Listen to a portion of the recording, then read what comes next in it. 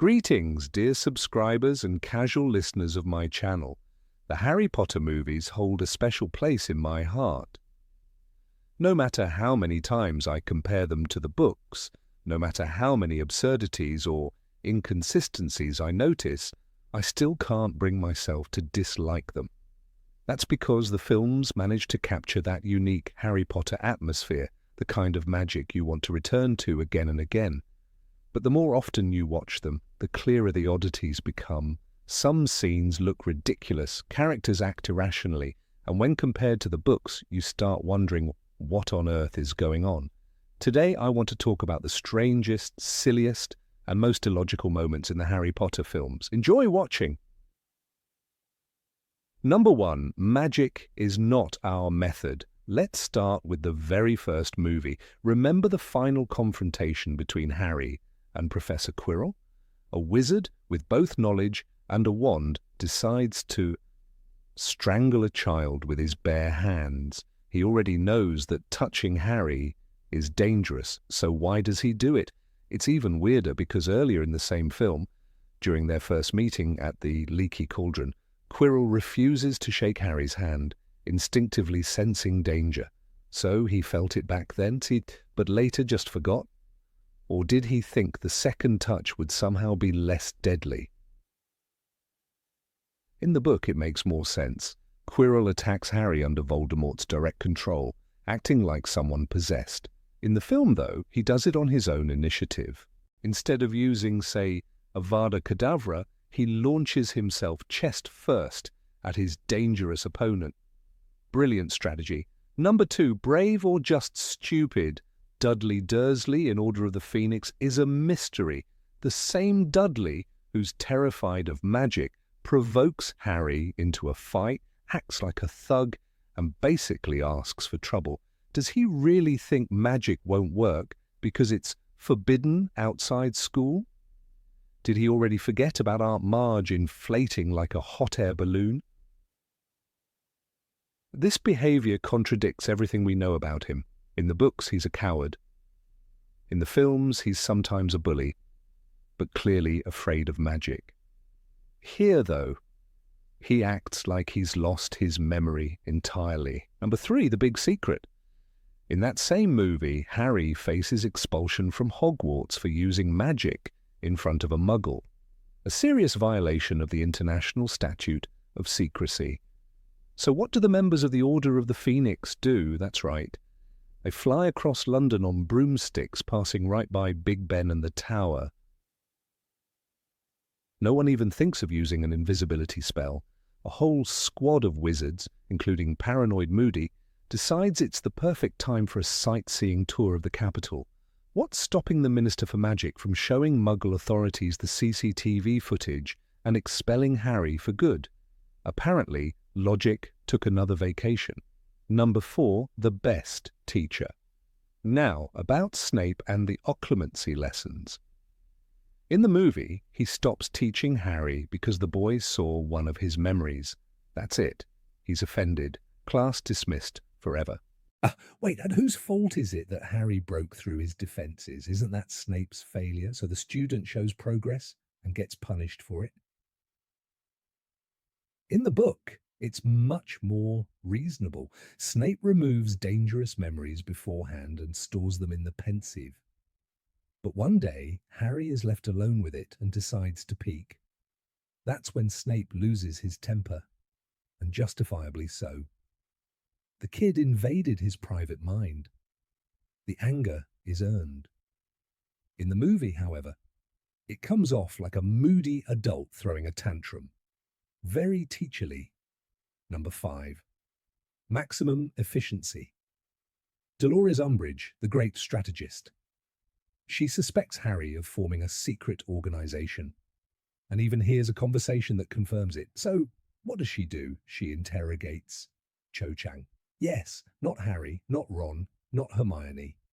Cho, a quiet girl from another house, 1 year older. In the film, a long line of students forms outside her office. Yet none of Harry's closest friends are there. It's as if they're on a do not touch list, And it's not like Umbridge lacks authority or motive. Did Malfoy just forget to snitch this time? Doesn't sound like him. The book fixes this. The interrogations are systematic, and Harry is very much under suspicion. In the film, Umbridge seems to go out of her way to avoid questioning the right people. A miracle she caught anyone from Dumbledore's army at all. Number 6, magical logic. Let's talk about sorting. In the book, it goes alphabetically, the Abbott, Bones, Bot, and so on. In the movie, pure chaos. First Hermione, then Draco, then suddenly Susan Bones, Ron, and finally Harry. It feels like McGonagall just reads names in order of plot importance. Sure, the director probably wanted to save time and focus on the main characters, but couldn't they at least make the sequence look organized? As it stands, it seems like the sorting hat just calls out whoever it feels like. Number 7, the worst negotiator ever. Lucius Malfoy, one of the most influential wizards, also turns out to be one of the dumbest when he tries to convince Harry to hand over the prophecy. He says, "Have you ever wondered why you and the Dark Lord are connected? Don't you want to know the secret of your scar? All the answers are here, Potter. You just need to give it to me." Lucius, are you serious? First, only those mentioned in the prophecy can actually hear it, meaning Harry already has. Second, you were there at the graveyard when Voldemort literally told him everything. Harry already knows Lucius. Maybe recall that before repeating the same speech. Once again, the book rescues the character's dignity. There, Lucius simply demands the prophecy, no grand manipulation attempts. In the film, he tries to sound cunning and fails spectacularly. Number 8. Seriously, Hermione. In the Chamber of Secrets, Hermione Granger, the girl who memorized Hogwarts, a history, and corrected professors on classroom etiquette, makes one of the most uncharacteristic mistakes in the entire series. She brews Polyjuice Potion, one of the most advanced and dangerous mixtures in existence, to question Slytherin students about the Chamber's monster. Everything goes according to plan until she casually adds a hair she plucked from Millicent Bulstrode's robes. Only it isn't a hair, it's cat fur. The result? Hermione turns herself into a half-human feline hybrid, complete with whiskers and a tail. The film plays it for laughs, but it's wildly inconsistent with who Hermione is supposed to be. The girl who double-checks every page of a spell book somehow forgets to verify her most important ingredient. Even stranger is what happens next. Instead of rushing straight to Madame Pomfrey, the healer who once regrew Harry's bones overnight, Hermione hides in Moaning Myrtle's bathroom. She stays there, ashamed and isolated, as if she committed a crime instead of an accident. She'll have to stay in the hospital wing for a few weeks, says Ron later. But why wait? Why suffer in silence when help is a corridor away? In a world where wizards can fix broken glasses with a flick of a wand, leaving Hermione to suffer through her own transformation feels senseless. The smartest witch of her age forgets logic the moment the plot needs a joke. Number 9. The Great British Escape. The Prisoner of Azkaban opens with Harry secretly practicing magic under his blanket, using Lumos Maxima to read a book. It's harmless enough until he loses control and inflates Aunt Marge like a balloon right in front of the Dursleys. The scene is funny, but it breaks every magical law we know. The decree for the reasonable restriction of underage sorcery clearly forbids any spellcasting in front of muggles. In the Order of the Phoenix, Harry is nearly expelled for defending himself with a Patronus, but here he floats his aunt into the sky like it's a party trick. Apparently, the Ministry's laws depend entirely on the time of day and who's in charge. When Harry runs away, the chaos only grows. The night bus screeches through London, squeezing between cars, jumping curbs and careening through traffic. Sparks fly, glass shatters, and muggles are inches away from seeing pure magic in action. And yet, no one notices. When Harry arrives at the leaky cauldron, Minister Fudge greets him with a cheerful smile. "We don't send people to Azkaban just for blowing up their aunts." Really? 2 films earlier, they nearly destroyed Harry's life for less. The contrast is absurd. What was treated as a grave offence in the Order of the Phoenix becomes a joke here. Either Fudge is the most inconsistent bureaucrat in magical history, or the wizarding government enforces laws like it plays Quidditch, by making up the rules as it goes. Number 10. The glorious invisibility. The invisibility cloak is one of the most mysterious objects in the entire series, a true deathly hallow. In the book, it's described as perfect. Death himself handed his cloak of invisibility to his youngest brother, meaning even death cannot see through it. But the films treat it more like a regular blanket. In the Sorcerer's Stone, it works flawlessly.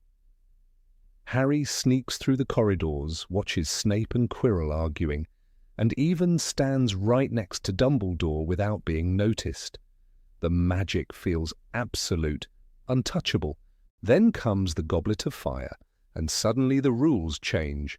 Mad-Eye Moody spots Harry under the cloak with his magical eye, smirking as if it's no big deal. "Nice cloak you've got there, Potter," he says, instantly breaking one of the universe's core principles. How can Moody's enchanted eye, which sees through walls and invisibility charms, pierce through something created by Death himself? If that's possible, doesn't it make the entire Deathly Hallows legend pointless? The film never explains, it just assumes Magic Eye is a free pass for any inconsistency. Later, in the Order of the Phoenix, Lucius Malfoy seems to sense Harry's presence under the cloak during the Ministry fight. In the Deathly Hallows, Snape conveniently avoids looking in the trio's direction, though they're clearly visible as a giant moving lump. The cloak works when the plot needs it, and fails when the camera wants tension. It's not an ancient artifact anymore. It's a mood ring for the script. In the books, it symbolizes protection and destiny. In the films, it's just a very shiny piece of fabric that forgets when to function. Number 11, Hogwarts geography lesson. Distances in the wizarding world seem to follow their own strange logic. In the Chamber of Secrets, Ron and Harry take the flying Ford Anglia from the Burrow to Hogwarts. The journey takes nearly an entire day. They soar over cities, clouds and mountains before finally crashing into the Whomping Willow at sunset. It feels like an epic road trip, except they're flying. Yet later, in the Order of the Phoenix, members of the Order manage to travel from London to Hogwarts on broomsticks in what seems like 10 minutes. No exhaustion, no time jump, just a quick evening ride through the clouds. It gets even more confusing in the Half-Blood Prince. Suddenly, apparition becomes the wizarding equivalent of teleporting around the corner. Dumbledore and Harry apparate from a London street to the outskirts of Hogwarts as if it's just a casual hop. No long journey, no exhaustion, no sense of distance at all. But wait, wasn't Hogwarts supposed to have anti-apparition wards? In the books, Dumbledore explains, you can't apparate inside the castle grounds. Yet the movie ignores this rule completely, turning the entire magical geography into a flexible plot device. It's as if time and space bend whenever the story needs them to. Sometimes Hogwarts is hidden deep in the Scottish Highlands, unreachable by ordinary means. Other times it's a quick ride away, like a neighbour's house across the street. The inconsistency breaks the illusion of the world's realism. Maybe wizards do have their own navigation system, a Harry Potter positioning spell that moves faster whenever the script gets impatient. Number 12, Dumbledore's teleportation phenomenon. The scene in the Goblet of Fire where Dumbledore storms into the room is one of the most debated moments in the entire series. In the movie, he bursts through the door, grabs Harry by the shoulders, and shouts, "Did you put your name in the goblet of fire?" The great Albus Dumbledore, the man who once faced Grindelwald and calmly lectured the Minister of Magic, suddenly turns into an angry gym coach. It's not just out of character, Meg. It's completely opposite to who Dumbledore is supposed to be. In the book, J.K. Rowling describes it very differently. "Did you put your name into the goblet of fire, Harry?" Dumbledore asked calmly. Calmly. That single word changes everything. Book. Dumbledore is composed, wise, and always thinking 3 steps ahead. He knows yelling won't help. But movie Dumbledore, he's practically shaking Harry, as if expecting him to confess to a crime. The difference is so drastic that it became a long-standing meme among fans. "Did you put your name in the goblet of fire?" became a symbol of how movies sometimes forget the soul of their characters. But the weirdness doesn't stop there. The way he appears in the scene makes no sense. The moment Harry's name comes out of the goblet, Dumbledore is instantly in front of him. The Great Hall is filled with hundreds of students and teachers. There's chaos, shock, murmuring. And somehow Dumbledore materializes from nowhere, already in the chamber, ready to interrogate. Did he sprint the whole way? Did he apparate inside Hogwarts, even though it's supposed to be impossible? The books are clear. You can't apparate or disapparate inside the grounds of Hogwarts. But apparently movie Dumbledore didn't get the memo. It's as if the filmmakers decided that speed equals drama. Maybe they thought a calm, rational Dumbledore wasn't exciting enough for the audience. But what they created instead was a man who teleports like a ghost and loses his temper like a first-year teacher on a bad day. The result is unintentionally funny. A powerful wizard who forgets all laws of magic and personality just to make one scene intense. In trying to make Dumbledore look urgent, the movie accidentally made him look ridiculous. Number 13, the stone nobody guarded. Dumbledore once said, "It takes a great deal of bravery to stand up to our enemies, but just as much to stand up to our friends." Wise words. But maybe he should have added a third kind of bravery, the courage to admit when your security system makes no sense. In the Philosopher's Stone, the greatest magical artifact in existence is hidden not in a secure vault, not in the Ministry, not even with its owner, Nicolas Flamel, but under a school full of unsupervised teenagers. The plan sounds impressive at first. A 3-headed dog named Fluffy guards a trap door. Beneath him, layers of magical protection await: flying keys, devil's snare, a life-size chessboard, riddles, and enchanted potions. But the strange part isn't what the professors built, it's who managed to get through it. 3 11-year-olds with a flashlight and some curiosity. As Hermione says, "It's lucky I've read about devil's snare." And Ron, moments later, cheerfully plays wizard chess as if the fate of the world were just another game night in the common room.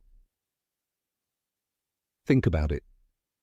If children can beat your top-secret defenses in a single evening, maybe it's not such a top-secret defense after all. Why wasn't the stone kept at Gringotts, where dragons and goblins stand guard? Even Hagrid admits, best place to keep anything, if you want to keep it safe. Yet Dumbledore decides to move it to a basement under the Great Hall, where mischievous kids and curious ghosts roam freely. Either he had too much faith in Fluffy, or he wanted to give Harry a trial run at being a hero. In the end, the stone was never stolen by dark wizards. It was nearly stolen by children trying to stop dark wizards. That's the paradox of Hogwarts, danger disguised as education. The whole setup feels less like security and more like a cosmic joke, as if Dumbledore thought the best protection wasn't a spell, but pure disbelief. No one, he must have thought, would ever suspect the stone is hidden under the floorboards of a boarding school? Number 14. Who's watching the kids? The more you rewatch the Harry Potter films, the more one question keeps coming back. Who's actually watching these kids? Hogwarts looks majestic and ancient, but it often feels more like a medieval survival camp than a school. The professors vanish whenever danger appears. The castle hides monsters, secret chambers, and life-threatening traps, yet everyone just keeps having dinner in the Great Hall as if nothing happened. Take the Goblet of Fire. 14-year-olds are forced to dive into a freezing lake for 20 minutes. Nobody asks if they can swim. Nobody provides safety charms or lifeguards. Dumbledore simply announces, "You have 1 hour to recover what was taken from you," and walks away. When Harry breaks the rules to save Fleur's sister, he's scolded, not praised for basic human empathy. The lesson? Survive first, ask questions later. It's the same in the Chamber of Secrets. Children wander freely into the castle's dungeons, even after students start turning to stone. McGonagall says the Chamber of Secrets has indeed been opened, and instead of closing the school, they just cancel Quidditch practice. A giant basilisk roams beneath the floors, and 11-year-olds are left to solve the mystery alone. Apparently, the teachers' union at Hogwarts doesn't include basic supervision in its duties. And then come the Dementors in The Prisoner of Azkaban, the Ministry Station's soul-sucking creatures right outside the school, creatures that literally try to kill Harry on the train. Lupin saves him with a Patronus, but no one ever explains why deathly beings were guarding children in the first place. Even McGonagall, usually strict and protective, never protests. It's as if Hogwarts quietly runs on an unspoken rule. If you make it to the end of the year alive, you've passed.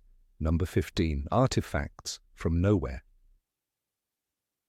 It happens in the dim light of a tent during the most desperate part of Harry's journey.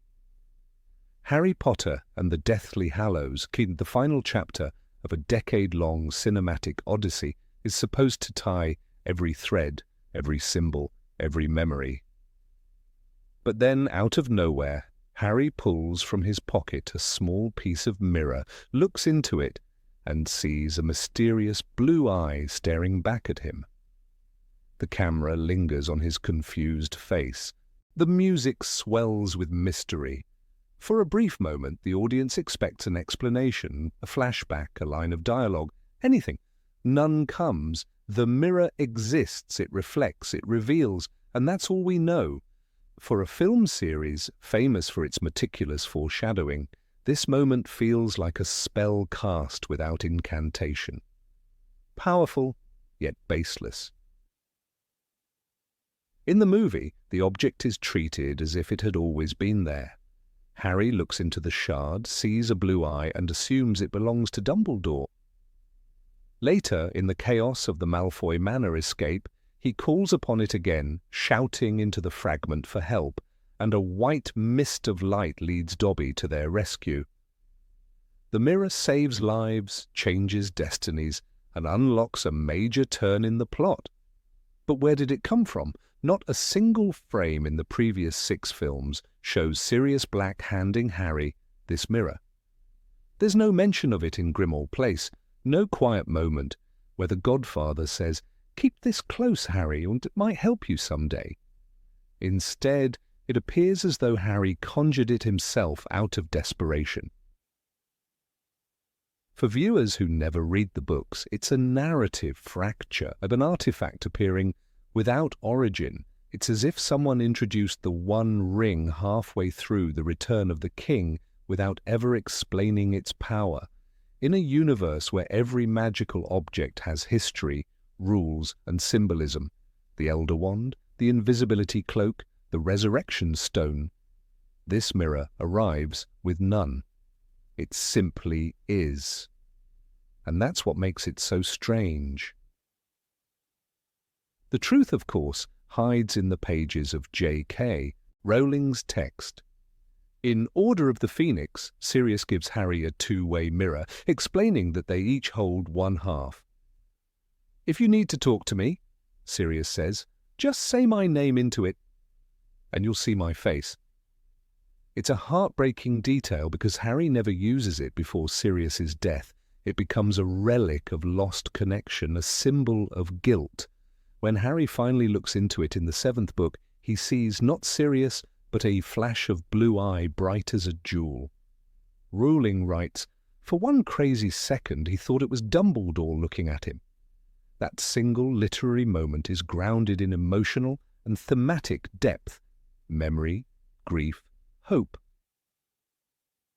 The filmmakers, however, cut this thread entirely from the earlier films. Sirius's mirror was never introduced, leaving the cinematic version of Deathly Hallows without the emotional groundwork the object needed.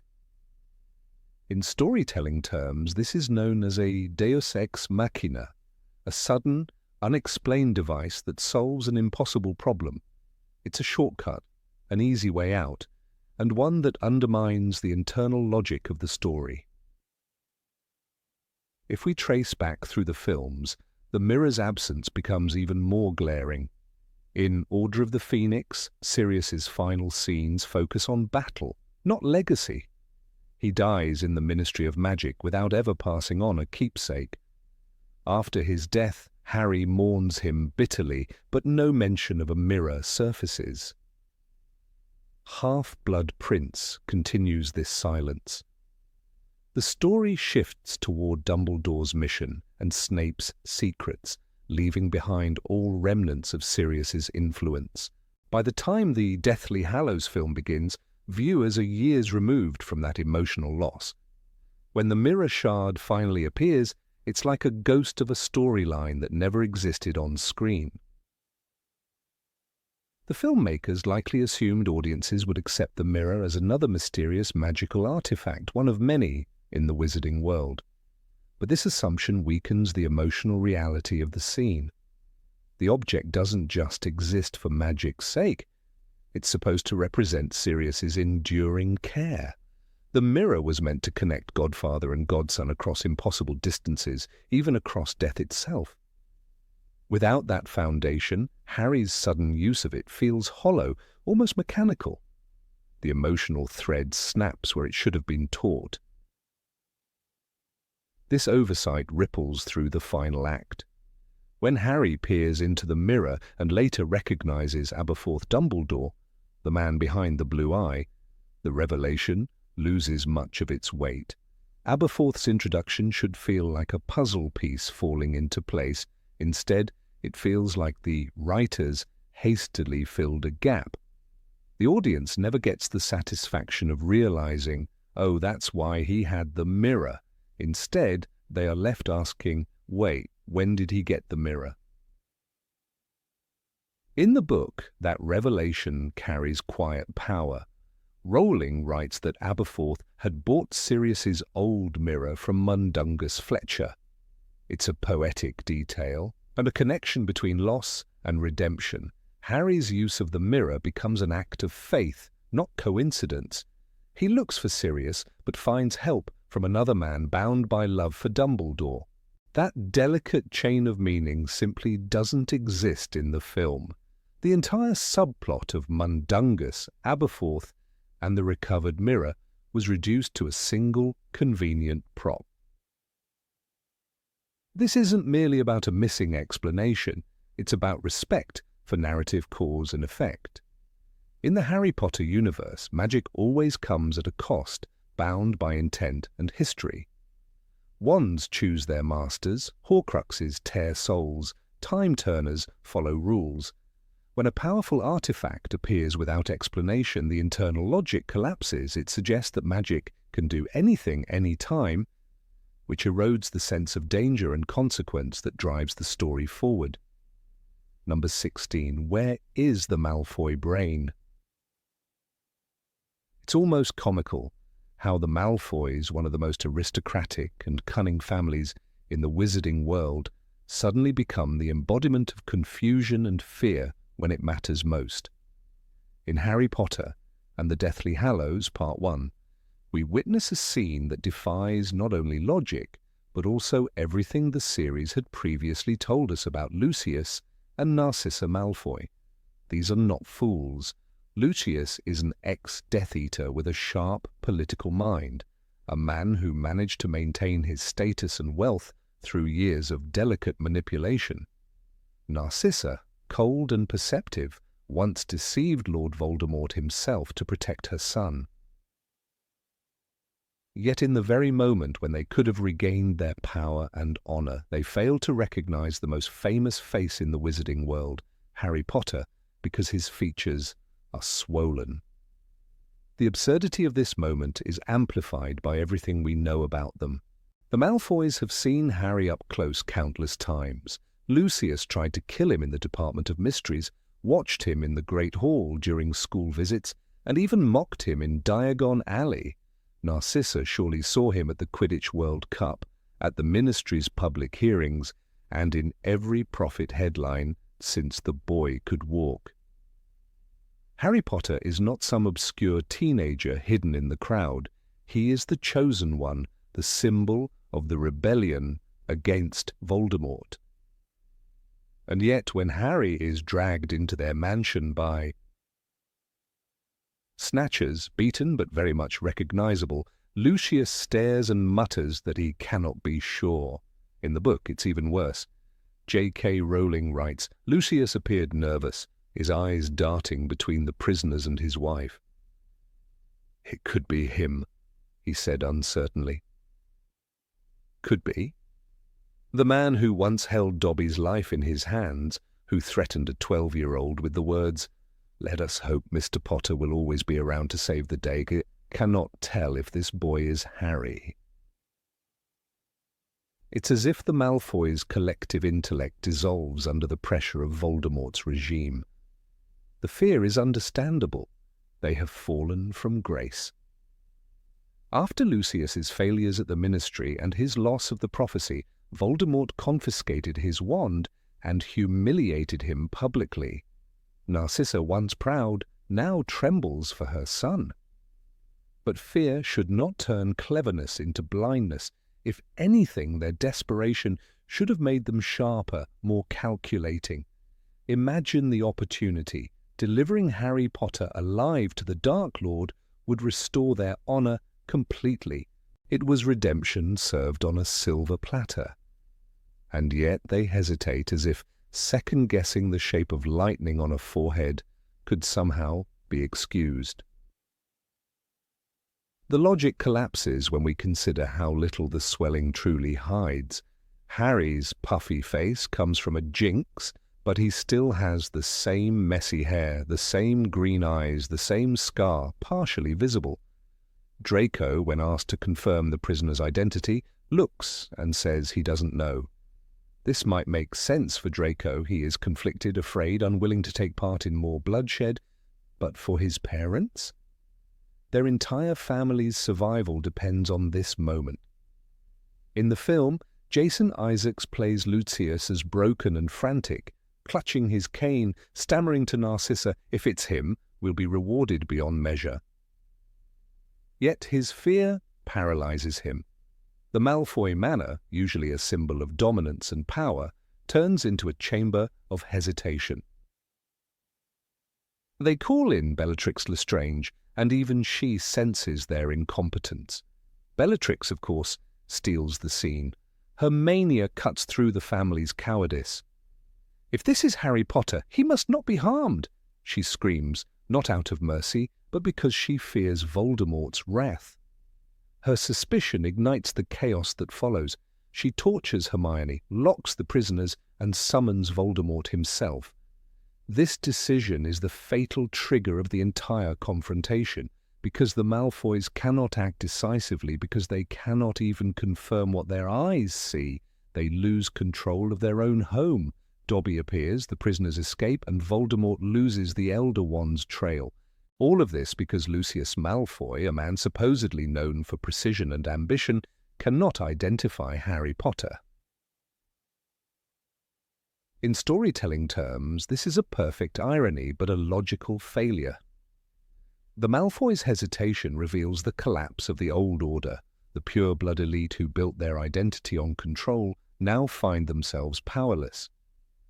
But narratively, the audience can't help but question how these characters became so inept overnight. Fear can distort perception, yes, but it doesn't erase memory. The Malfoys have been around Harry for years. His face, his posture, his voice, all of it should have been unmistakable. Even the books describe Harry's resemblance to James Potter, whom Lucius would have known from the old days of pure blood society. The idea that a bit of swelling could render him unrecognizable is absurd. Number 17. The chaos of the Battle of Hogwarts. In the frantic swirl of collapse, stone and glass shattering, spells going awry, one can feel the pulse of cinematic drama.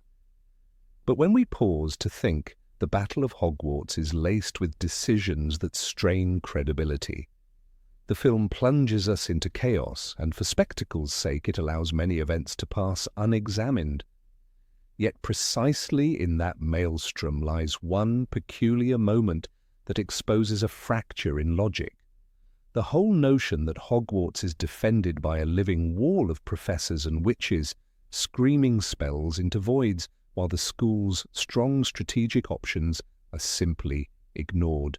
Early in the sequence we see Professors McGonagall, Flitwick, Sprout, Snape, and others gathered along the parapets, magically trying to hold back attackers.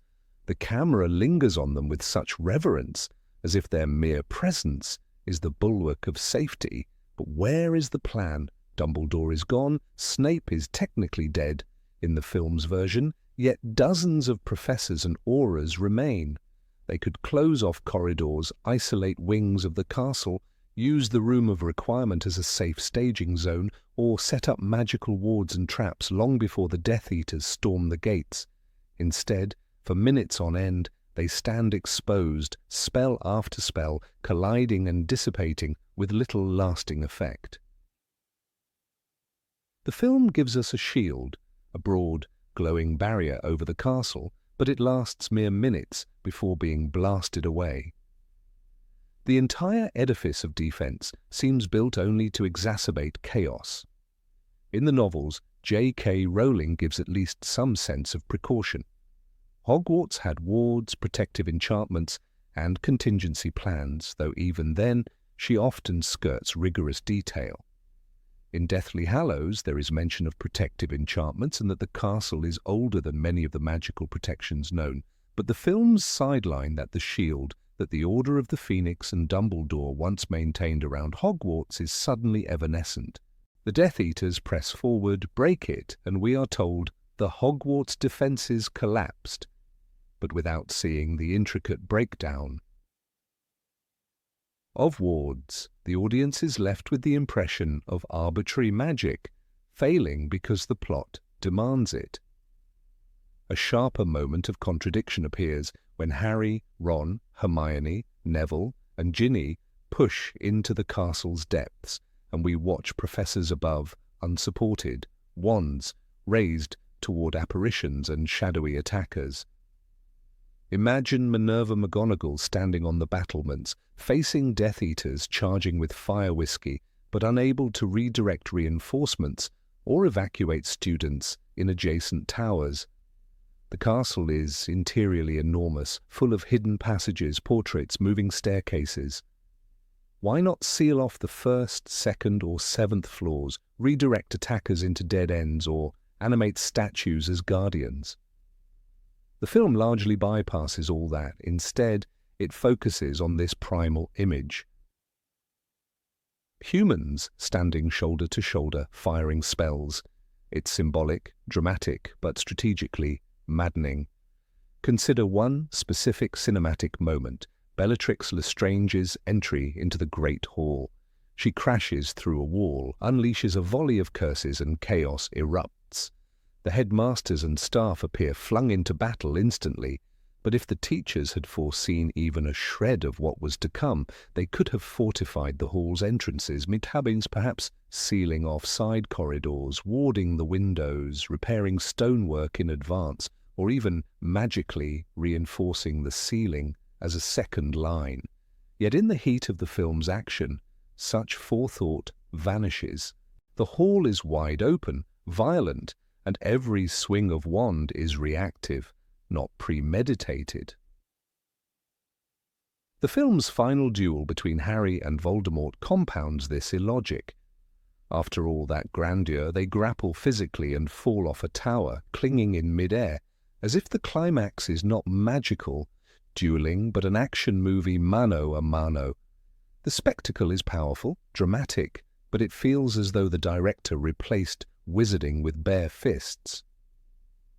Where is the logic in two wizards who have wielded spells of lethal consequence, resorting to a brawl and gravitational fall?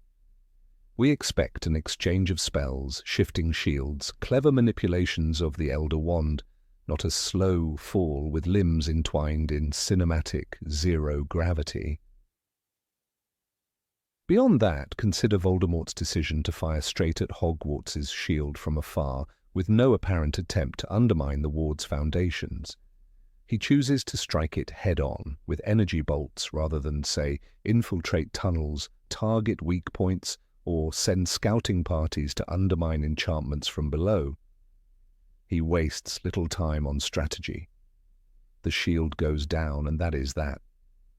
If he were a master strategist, as the books suggest, he would probe, test, find back doors, not simply batter the front gate. Yet in the film's dramatized logic, that is enough. The symbol must break, and once it does, the castle crumbles. Now, why this dramatic license? The editors, the filmmakers, clearly favored emotional catharsis over military coherence. They wanted the audience to feel the full thunder of battle, the vulnerability of Hogwarts, the desperate courage of professors, students, and rebels. In service of that, characters like Professors Flitwick or Sprout become heroic, standing on ramparts, casting spells with fervour, their faces etched with resolve. But that also turns them into set pieces rather than strategic actors. They don't coordinate or guard flanks, they act as single nodes in a grand tableau. One must also note the mismatch between scale and impact. Hundreds, perhaps thousands, could have defenders stand, yet the film frequently cuts to personal duels and small groups. Entire wings go undefended, bridges are left exposed, tower turrets are unstaffed. In truth, any castle under siege would be divided into zones with reserves, fallback points, and secure keeps. Hogwarts, with its tunnels and hidden rooms, offers enormous potential for that. But the film almost entirely abandons it in favour of raw spectacle. Number 18, Hermione's Confession. Hermione Granger stands in the quiet living room of her parents' house, surrounded by the warmth of a life she's about to erase. The photos on the wall shimmer briefly as her spell takes hold. Each image of Emma and Wendell Granger with their daughter flickers, then reforms without her. The smiles remain, but their child is gone. In Harry Potter and the Deathly Hallows Part 1, this moment is portrayed with haunting beauty. The camera lingers on her face, trembling but resolute. And then she whispers the incantation that will remove her from their world forever. It's one of the most emotional scenes in the entire series, yet one that collapses under closer scrutiny. Because beneath its cinematic sorrow lies a moral puzzle that doesn't quite make sense. The film wants us to see Hermione as a tragic heroine, the girl who gives up everything, even her own family, for the greater good. The lighting, the slow music, the emptiness of the room, everything conspires to make her sacrifice seem noble. But when we compare it with J.K. Rowling's book, the contrast is striking. In Harry Potter and the Deathly Hallows, Chapter 6, The Ghoul in Pyjamas, Hermione explains it differently. She doesn't say she erased their memories completely. Instead, she modified them, sending them to Australia under new identities for their safety. I've also modified my parents' memories so that they're convinced they're really called Wendell and Monica Wilkins, and that their life's ambition is to move to Australia, she says.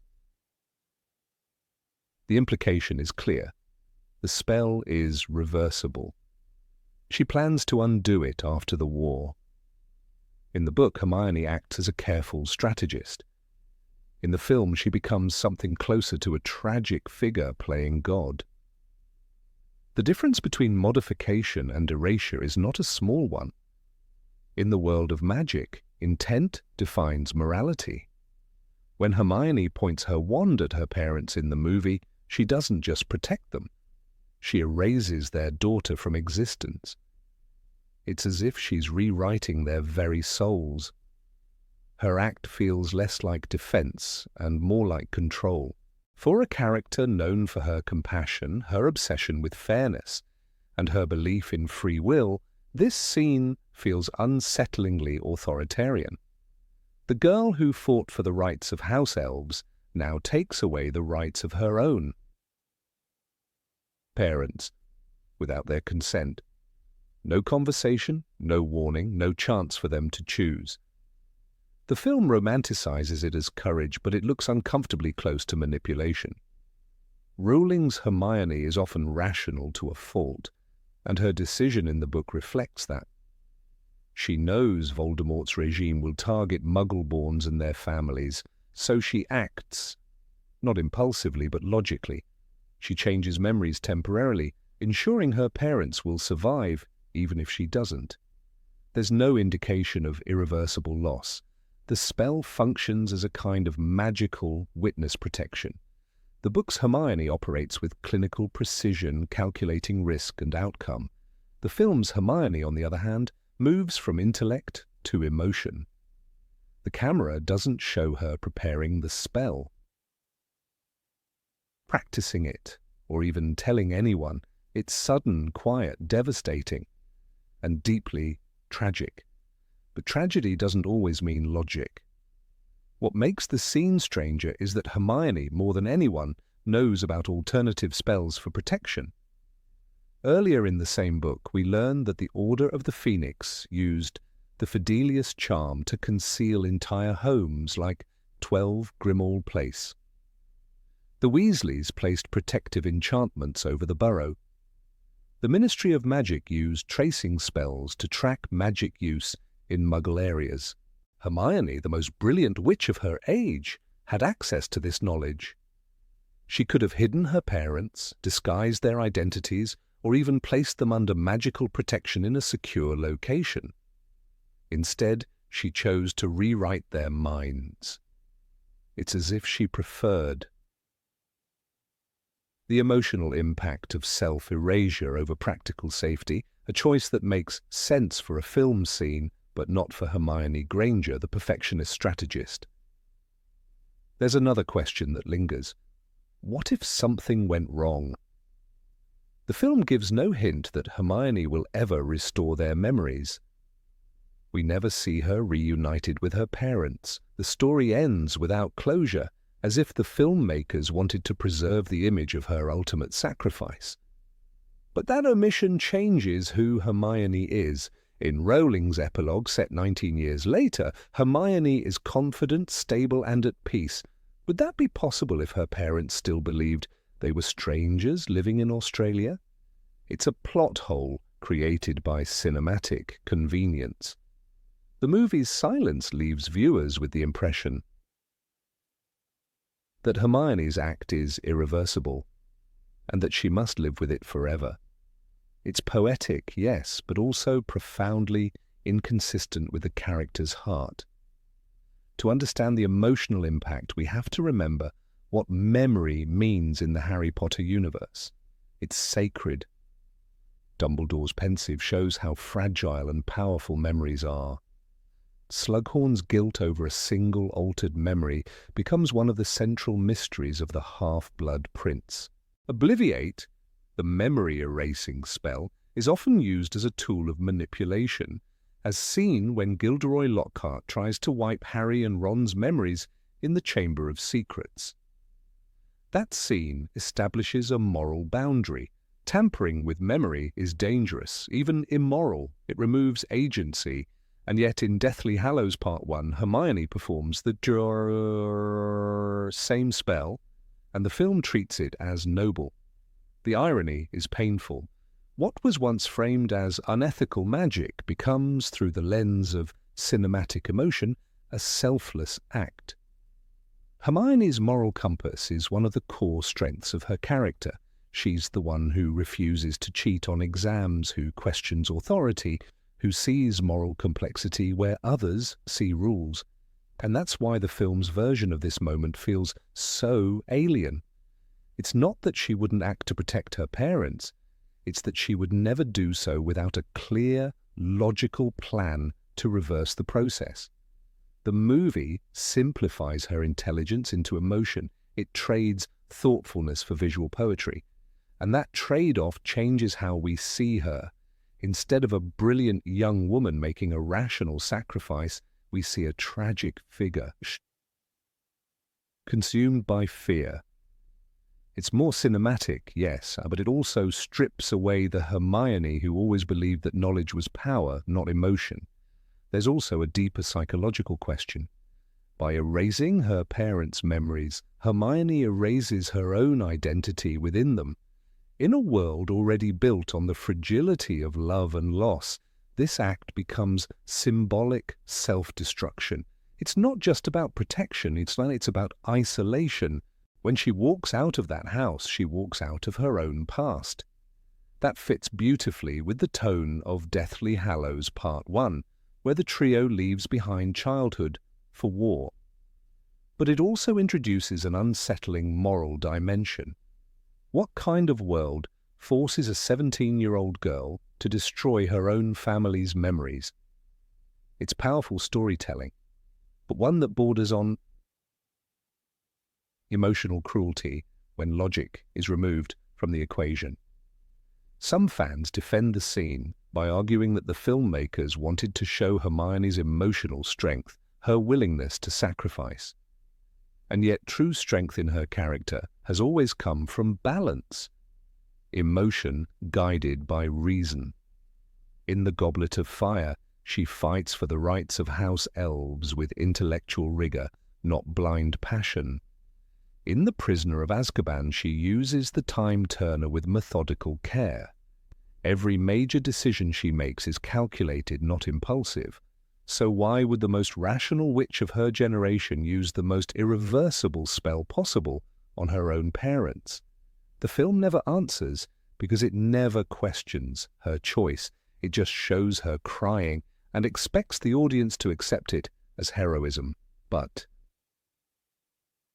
heroism without thought is sentimentality, and Hermione deserves better than that. The consequences of that one scene ripple through the entire adaptation. It subtly rewrites Hermione's relationship with morality, turning her from a thinker into a martyr. The books gave us a girl who solved problems through understanding, who believed that even in chaos, reason mattered. The films gave us a version more suited for cinematic drama, where emotions eclipse logic. It's not wrong to change tone for a movie, but when the change undermines the essence of a beloved character, it becomes hard to ignore. The Hermione who cries in her parents' empty living room is no longer the Hermione who memorized every page of Hogwarts, a history. She's someone else, a poetic invention, not a person of intellect and principle. Rowling's writing leaves no doubt that Hermione's spell was reversible. The story never frames it as permanent loss. After Voldemort's defeat, she explicitly says in interviews and canon materials that Hermione later found her parents and restored their memories. This small but crucial detail restores her humanity. It transforms her from a tragic heroine into a responsible daughter. The film's decision to omit that resolution makes the story darker, yes, but also incomplete. It sacrifices truth for drama.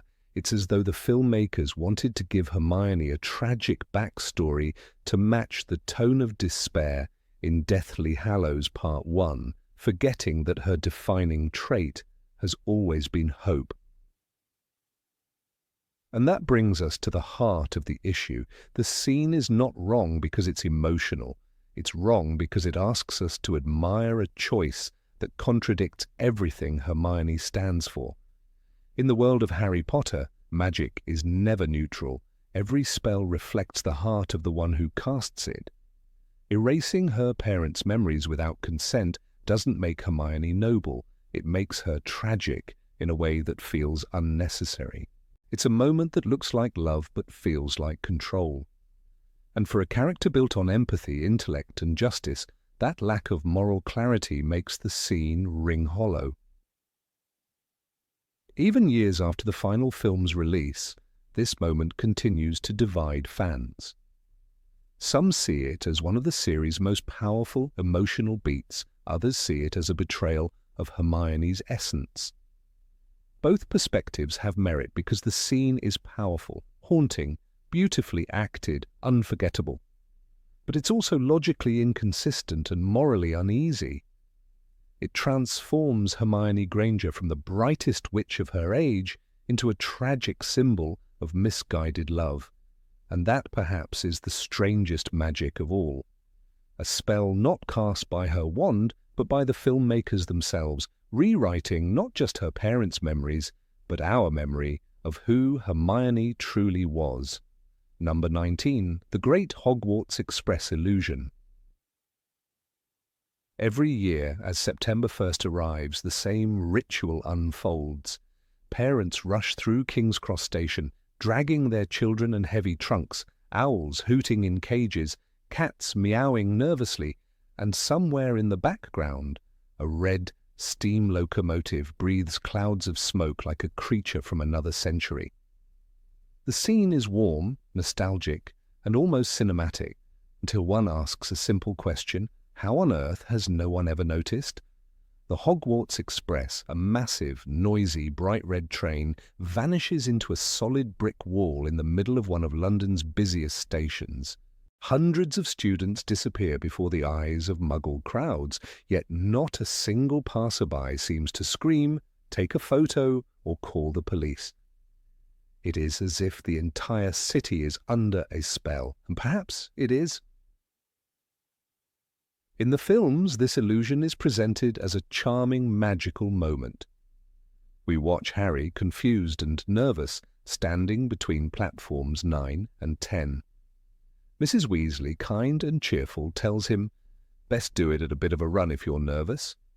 He closes his eyes, runs toward the barrier, and vanishes. It's breathtaking, whimsical, unforgettable. But what happens just 1 second later? From the outside, a Muggle mother with her child is walking by. She looks over, and Harry Potter has disappeared into a brick wall with a trolley full of luggage and an owl cage on top. The film never shows what she sees, the story never addresses it. The wall remains silent, and the world keeps spinning, as though the disappearance of dozens of children is the most normal thing in London. The books give us only fragments of explanation. J.K. Rowling mentions that the entrance to platform 934 is hidden between platforms 9 and 10, and is protected by enchantments that keep Muggles from noticing anything strange. But no details are ever given. The reader is left to assume that some powerful concealment charm hides the truth, perhaps something similar to the Muggle-repelling charms that Arthur Weasley once described when talking about the Quidditch World Cup. Yet when you think about the logistics, it becomes absurd. Hundreds of families, some with crying children, pets and piles of luggage, are running head first into a wall in one of the busiest train stations in England. Even with magic, can one really hide that? The films make it worse. Director Chris Columbus in Harry Potter and the Philosopher's Stone chose to film the sequence at the real King's Cross station. Crowds of Muggles pass by, and the only thing separating the magical world from the ordinary one is a single pillar, We see the Weasley family pushing their trolleys in plain sight, no illusions, no shimmering magical barriers, no visible distortion. The entire illusion depends on the idea that no one in the station is paying attention. A curious detail considering how loud and conspicuous the whole event is. When the Hogwarts Express finally departs, it does so with a deafening whistle and a cloud of steam large enough to cover the ceiling. And again, no one, not a single Muggle commuter, looks up. The International Statute of Secrecy was supposedly designed to prevent exactly this sort of thing. It is one of the most sacred laws in the wizarding world, established in 1692 to ensure that Muggles remain unaware of the existence of magic. Violations are punishable by imprisonment in Azkaban. The Ministry of Magic even has an entire department of magical accidents and catastrophes dedicated to covering up magical mishaps, often by using the Obliviate spell to erase memories. Yet the platform exists in the open heart of the city. How many times has the Ministry had to obliviate curious witnesses? 10 times a year? 100? Thousands? One could argue that powerful charms make the platform invisible to Muggle eyes. Maybe the moment someone approaches it without magical blood, their attention is diverted, their vision blurred, their mind gently nudged away. There are precedents for such enchantments in the books. In the Goblet of Fire, Muggles living near the Quidditch World Cup campsite suddenly forget where they are and wander off, confused. In The Half-Blood Prince, Muggles who come near the entrance to the leaky cauldron simply fail to notice it, walking past as if nothing exists between the record shop and the bookshop. But even those spells have limits, and Platform 934 stretches those limits beyond belief. The very concept raises another uncomfortable question. What about the Muggle-born students? Hermione Granger, for example, came from a completely non-magical family. When she first went to Hogwarts, her parents had to bring her to King's Cross Station. 2 dentists, ordinary people, watching their daughter walk straight into a wall. Did they see the barrier open for her? Did the magic temporarily allow them to perceive it? Or did they simply trust the word of a stranger from the Ministry of Magic who told them, just let her run into the wall, everything will be fine? The films never address this. We never see the Grangers at the platform, never hear a single explanation of how Muggle parents react to something that defies all logic. It's as if they exist only to deliver Hermione safely and then vanish from the narrative. The 2018 video game Hogwarts Mystery briefly attempted to expand on this. In one of its scenes, a wizard mentions that the platform is enchanted not just to conceal itself, but also to manipulate perception. Muggles nearby might think they're seeing maintenance workers, janitors, or people with luggage heading for another platform. The train's departure sound in their ears becomes the noise of an ordinary train leaving. The smoke is just ordinary steam. It's an elegant explanation, but it's not canon in the books or films. And even if it were, it introduces a darker implication that the Ministry of Magic routinely manipulates and deceives the minds of hundreds of innocent Muggles every year. Without consent, the Ministry's ability to erase memories is well established. In Harry Potter and the Chamber of Secrets, we see Gilderoy Lockhart attempt to use Oblivia to wipe Harry's and Ron's memories, unsuccessfully, of course. In the Deathly Hallows, Hermione performs the same spell on her own parents, erasing herself from their minds to protect them. If the Ministry uses such spells casually on Muggles every September 1st, then the ethical implications are staggering. The Statute of Secrecy is meant to protect the wizarding world, but at what cost? Entire crowds of people potentially losing parts of their memory just so a group of children can board a train unnoticed. It feels less like secrecy and more like systematic deception. And then there is the train itself. The Hogwarts Express, a massive red engine that somehow materializes in a hidden pocket of space. In The Prisoner of Azkaban, we learn that Dementors can board it indicating that it travels through areas accessible to the Ministry. In The Half-Blood Prince, Draco Malfoy uses the train to sneak around, and in The Cursed Child, the Time Turner sequence shows it appearing in ordinary space. Does the train travel on Muggle tracks after it departs the barrier? If it does, wouldn't any engineer or railway worker notice a 19th century steam locomotive suddenly sharing the line? Or does the train phase into some magical parallel track, invisible to Muggle eyes? The films never show this.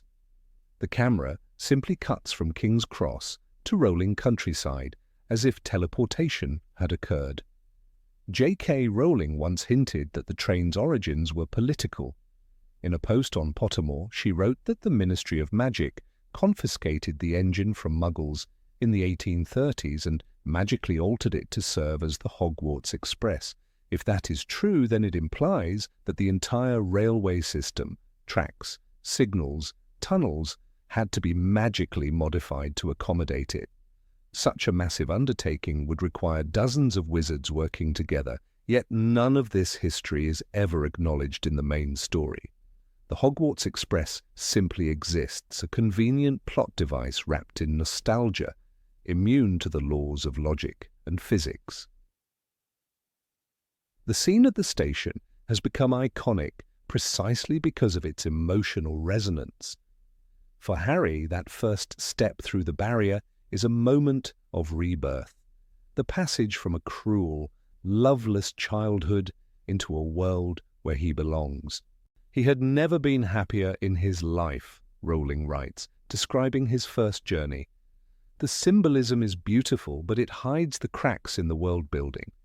The filmmakers amplify the sentiment with music, steam, and golden light, making it easy to forget that this entire operation, hundreds of wizards converging in public, a steam engine vanishing into a wall, violates the very law that governs magical secrecy.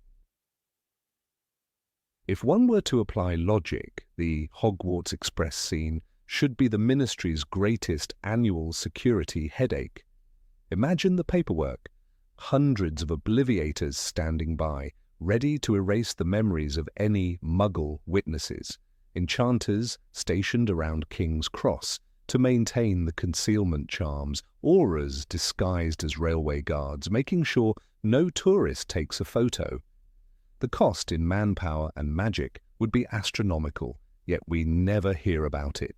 The newspapers in the wizarding world, like the Daily Prophet, never mention minor disruptions at King's Cross. The Ministry acts as if it simply doesn't exist, or a convenient blind spot in the magical bureaucracy. Perhaps the most unsettling implication is psychological. If the Ministry can make an entire platform invisible and erase collective memory, then how much of the wizarding world's relationship with Muggles is based on manipulation? The Muggle Prime Minister in The Half-Blood Prince is shown to be aware of magic, but he's treated as a confused outsider. The rest of humanity remains oblivious, their perception constantly altered, their reality adjusted. The illusion of Platform 934 then is more than a charming piece of magic, and it's a metaphor for how the wizarding world sustains itself through secrecy, control, and denial. Each September 1st, the same illusion repeats. The red train vanishes, the families wave goodbye, and the air fills with the whistle of departure. For the magical community, it's a moment of pride and tradition. For anyone who looks too closely, it's an impossible miracle maintained by a machinery of silence. The beauty of the Hogwarts Express lies not in its journey, but in the unanswered questions it leaves behind. How much of what we see is real, and how much is simply a spell strong enough to make us stop asking? Number 20. The Time Turner Paradox. In the world of Harry Potter, few magical objects are as fascinating and confusing as the Time Turner. It first appears in The Prisoner of Azkaban, hanging innocently around Hermione Granger's neck, a small hourglass on a chain. At first glance, it is simply another clever invention in J.K. Rowling's universe, a whimsical tool to allow one overachieving student to attend multiple classes at once.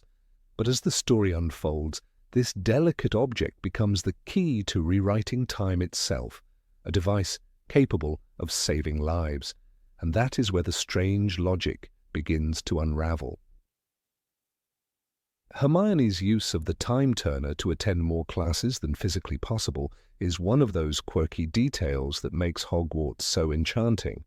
Professor McGonagall gives it to her under special permission from the Ministry of Magic, trusting Hermione's responsibility and intellect. "Miss Granger, you know the rules." "You must not be seen," McGonagall warns. Hermione nods, of course. The object allows her to bend time to her will, slipping seamlessly between hours as if they were pages in a book. It's presented as something impressive, yet benign, until the climax of the film turns the time turner into a weapon against fate itself. When Dumbledore hints to Hermione that 3 turns should do it, the story enters one of its most mysterious sequences. Hermione and Harry go back in time, watching themselves, saving Buckbeak from execution, and ultimately freeing Sirius Black from a wrongful death. The moment is exhilarating, both thrilling and deeply emotional. For the first time, we see time travel in the wizarding world not as a theoretical spell or abstract idea, but as something tangible, controllable. "You must not be seen," Hermione keeps repeating, echoing McGonagall's warning, but now with the weight of real danger. They are manipulating the very structure of events, and it works. History bends. 2 innocent lives are saved. But this success raises an enormous question that the films never dare to address. If the time turner can undo death, injustice, and tragedy, why has it not been used before? The Ministry of Magic clearly knows about its existence. It authorized Hermione's use of it, even if under controlled conditions. So why didn't they turn back the clock on the night Voldemort killed Lily and James Potter?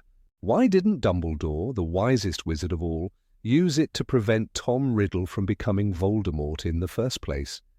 The object proves time can be rewritten. And yet, once the immediate crisis is over, it vanishes from the story completely, like a dream the morning forgets. The books offer some justification. In Order of the Phoenix, Rowling writes that all the time turners kept in the Department of Mysteries were destroyed during the battle. But this feels more like narrative convenience than natural logic. The destruction conveniently prevents the time turner from interfering with the events of later books, especially the war against Voldemort. Yet the problem remains.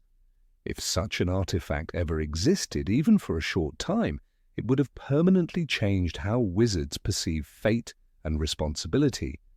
Once a door to the past is opened, it cannot be closed so neatly. Consider what Dumbledore himself once said: "It does not do to dwell on dreams and forget to live." Perhaps that was Rowling's way of suggesting why wizards don't meddle with time. But the time turner isn't a dream. It's real, sanctioned magic. Dumbledore clearly understands its power, yet he chooses to use it sparingly. This restraint feels almost artificial, as though imposed not by his moral compass, but by the author's need to maintain tension. In a world where even death can be reversed with a few twists of a chain, every subsequent tragedy, Cedric Diggory, Sirius Black, Dumbledore himself, starts to feel suspiciously preventable. It's also strange that such a powerful artifact would be entrusted to a 13-year-old student. The Ministry, known for its obsession with control, bureaucracy, and endless paperwork, is suddenly portrayed as casually handing out devices that could fracture the space-time continuum. When Hermione tells Harry in the book, "McGonagall got it for me from the Ministry of Magic. I've been using it all year to get to all my classes," the tone is almost comedic. The reader is expected to laugh at the absurdity of Hermione's schedule, not question the Ministry's sanity. But when that same object later determines life and death, the joke loses its charm. The absurd becomes the impossible. There's also the moral question. In saving Buckbeak and Sirius, Hermione and Harry have altered destiny, and done so without any real consequences. In most time travel stories, changing the past creates paradoxes, alternate realities, or catastrophic ripples. Here, it doesn't. The narrative moves on as if nothing happened, the new timeline instantly accepted as the way it always was. It's too neat. When Harry throws the rock through Hagrid's window to warn himself, it's a closed loop. Elegant, yes, but disturbingly tidy. There's no chaos, no collapse, no paradox. Time, it seems, is both malleable and obedient. It bends for convenience. The irony is that Rowling herself seems aware of the logical trap. In a 2007 interview, she admitted that the time turner created too many possibilities and had to be removed from the story. This admission perfectly reflects the weakness of the concept. Once time travel exists, no story can truly have stakes. Why mourn Dumbledore if someone can rewind a few hours and stop Draco from acting? Why fear the prophecy if its moment can simply be undone?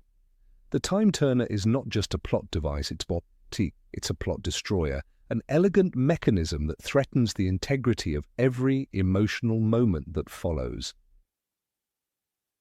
What makes it even stranger is how casually everyone forgets it. By the time Goblet of Fire begins, Hermione's impossible schedule is no longer a problem. The time turner is gone, unmentioned, unrecalled, as if it never existed. Not even Dumbledore references it again. The world simply resets, and fans are left wondering whether the entire concept was erased from canon by silent decree. In a universe where every magical object seems to have history, from the Elder Wand to the Philosopher's Stone, the time turner feels like an abandoned experiment swept under the rug to avoid awkward questions. One of the most haunting scenes in The Prisoner of Azkaban is when Harry sees himself across the lake, conjuring the Patronus that drives the Dementors away. I knew I could do it this time because I'd already done it, he realizes. It's a beautiful, circular idea, and time supporting itself. But again, it suggests that time can be rewritten without consequence. Harry's courage is real, but his survival depends on a paradox. The cause and effect blur into a loop that defies the laws of reality, even magical reality. For a story so grounded in moral lessons, choices, sacrifice, love, this feels oddly mechanical. Some fans try to rationalize the contradiction. They argue that the time turner cannot change major events, only fulfill what already happened. In that sense, Hermione and Harry didn't alter time, they fulfilled it. Buckbeak was always meant to live. Sirius was always meant to escape. It's a comforting theory, but it still doesn't explain why the Ministry would invent such an item in the first place if it cannot truly change anything. Why give wizards a toy that plays with causality just to remind them they can't win? The later appearance of a prototype time turner in The Cursed Child complicates everything further. There, time travel is treated as catastrophic, capable of reshaping entire timelines. Cedric becomes a Death Eater, Voldemort wins, and reality collapses. Suddenly, the danger that Azkaban ignored is made central, but this revelation only deepens the inconsistency. If the Ministry knew such devastation was possible, how could they ever have allowed Hermione to wear one in school? The inconsistency is too large to ignore, the logic too fragile to hold. Ultimately, the time turner reveals a paradox, not of time, but of storytelling. It is both brilliant and disastrous, poetic and illogical. It gives the Prisoner of Azkaban its emotional power, the miracle of saving the innocent, yet at the same time breaks the internal logic of the wizarding world. It exposes a universe that bends not under the weight of magic, but under the needs of the plot. In the end, Hermione's glittering hourglass becomes less a symbol of intellect or compassion and more a quiet reminder of how fragile the boundaries of this fictional world truly are. And so the Time Turner remains a ghost of logic, a phantom artifact that flickered once and vanished. We remember it not because it made sense, but because it didn't. It is the story's invisible scar, the moment where the magic of Rowling's universe met the limits of its own rules. Perhaps that is the real lesson hidden inside the turning glass, that even in a world of wands and spells, time refuses to obey. Number 21. Voldemort and the Wand That Hates Him. When Voldemort finally tears open Dumbledore's tomb in the Deathly Hallows, Part 1, the scene feels like the beginning of his triumph. The Elder Wand, the most powerful wand in existence, more powerful than any in the world, as legend claimed, is now in his skeletal hand. The camera lingers on his face, twisted with something between awe and greed as he raises it to the sky. Lightning cracks, the world trembles, and yet what follows is one of the most illogical choices the Dark Lord ever makes. For a man obsessed with power, Voldemort acts like a fool. He possesses the ultimate weapon, but the first person he chooses to test it on is none other than Harry Potter, the boy whose life is magically tied to his own. The Elder Wand, as explained in the book, obeys loyalty above all.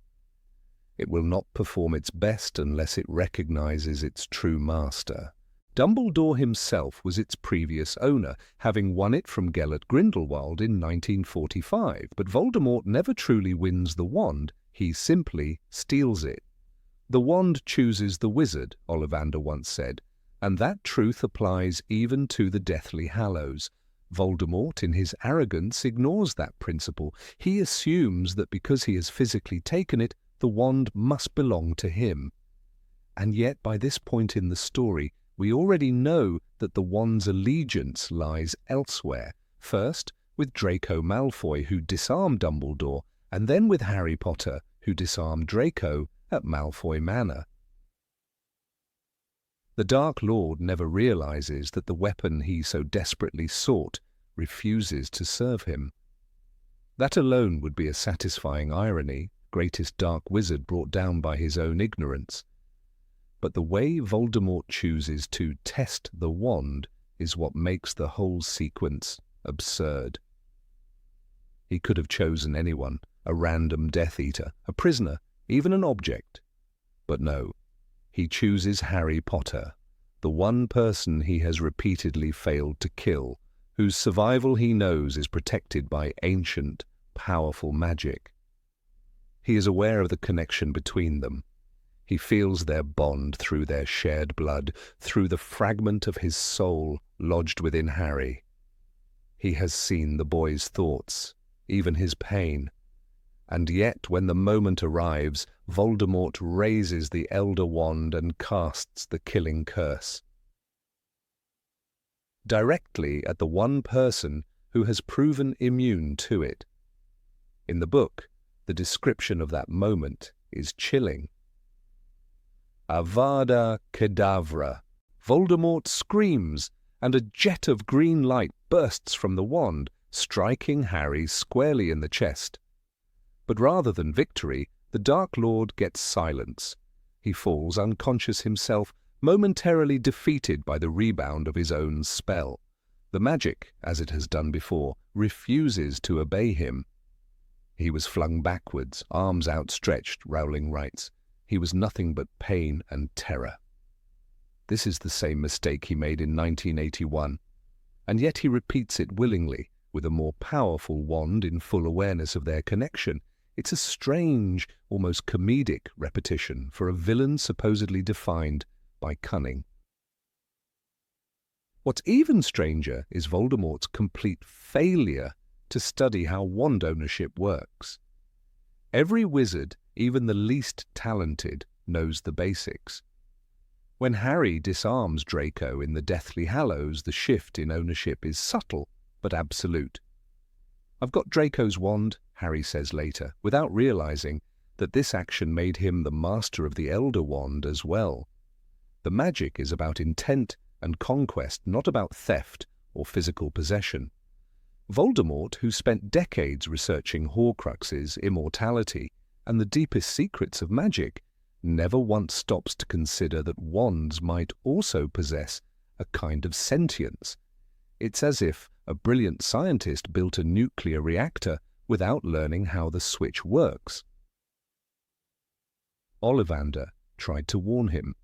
When captured and questioned by Voldemort, the wandmaker nervously explained that the wand chooses the wizard, that no wand will perform as well for someone it does not truly belong to. Voldemort hears this but dismisses it as superstition. His obsession with dominance blinds him to nuance. He cannot comprehend loyalty that cannot be forced. In a sense, the Elder Wand becomes his mirror, a tool of supreme power that refuses to submit to tyranny. There is also a psychological absurdity in Voldemort's choice. By testing the wand on Harry, he turns his personal obsession into a scientific experiment. The result is inevitable. He is so desperate to see Harry dead that he cannot think strategically. A true strategist would have tested the wand's strength in a duel, perhaps against a captured aura, or by destroying some indestructible object. Instead, Voldemort's emotional fixation overrides logic. He wants not just to win, but to humiliate Harry, to prove that even destiny can be bent by his will. That emotional blindness becomes his undoing. Even his Death Eaters seem confused by his decision. When Voldemort brings Harry's supposedly lifeless body to Hogwarts, their cheers sound hollow. They do not understand what just happened. Neither, apparently, does he. He calls out, "Harry Potter is dead!" with triumph. Yet a moment later, he feels the wand rebelling, its power slipping from his grasp. The text describes his frustration vividly. The Elder Wand's power was not what he expected. It did not respond with the devotion he desired. He blames everyone but himself, Snape, Dumbledore, even Harry. When in truth, the fault lies in his refusal to understand the simplest rule of wand law. There's a delicious irony in how Rowling structures this. Voldemort, who spent half the film searching for the Elder Wand, already holds in his possession another man's wand, Lucius Malfoy's. He even complains about its inefficiency. "It performs adequately," he hisses, "adequately." He expects the same level of obedience from the Elder Wand, failing to realize that wands are not slaves. They respond to mastery, not fear. When Harry uses Draco's wand later, the difference is immediate. Spells flow effortlessly as if the wand recognizes him. That contrast highlights Voldemort's incompetence. Perhaps the most illogical element, however, is his ignorance of their shared soul connection. By the time of the final battle, Voldemort knows that his own soul fragment resides in Harry. He has seen glimpses of it, sensed their link. He even feels Harry's emotions in the Order of the Phoenix. And yet, when he stands in the Forbidden Forest, wand raised, he forgets all of that. He forgets that killing Harry means harming himself. "He must die by my hand," he whispers earlier, not realizing that this very insistence ensures his downfall. Every piece of logic in the wizarding world screams against this decision, and still he proceeds. It's as if Voldemort has lost the ability to think critically. Once the Elder Wand is his, he abandons reason and gives himself entirely to the myth. The wand becomes a symbol of destiny, and destiny, in his mind, cannot fail him. This blind faith mirrors the very religious fanaticism he despised. In chasing immortality, he becomes a believer, not in God, but in legend. The result is poetic justice. The man who denied all spiritual meaning falls victim to magical morality. The filmmakers amplify this irony visually. When Voldemort tests the wand, the green light rebounds and he collapses, convulsing in pain. His scream echoes through the forest. It's almost as if the wand itself is punishing him. The moment is powerful but nonsensical. Any logical villain would have tested the weapon safely. Instead, Voldemort behaves like a child playing with fire, shocked when it burns him. This is not the calculated cruelty of a mastermind, it's arrogance turned to self-destruction. The books even hint that the Elder Wand knew its true master. Because Draco disarmed Dumbledore, Harry later explains to Voldemort during their final duel, that means the wand's true master was Draco, and then I disarmed Draco, so that means it's mine. The logic is airtight, childishly simple even, yet it completely escapes Voldemort. The audience can't help but wonder, did he never read the tales of Beedle the Bard? The story of the three brothers makes the wand's nature clear.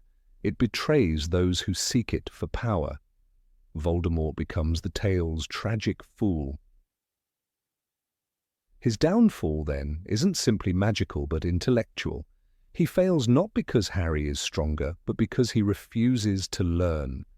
When the killing curse rebounds in the final duel, it's not just poetic justice. It's the universe enforcing a rule that Voldemort denied. Mastery cannot be stolen. He tries to bend magic to his will, and magic, in turn, bends him to its law.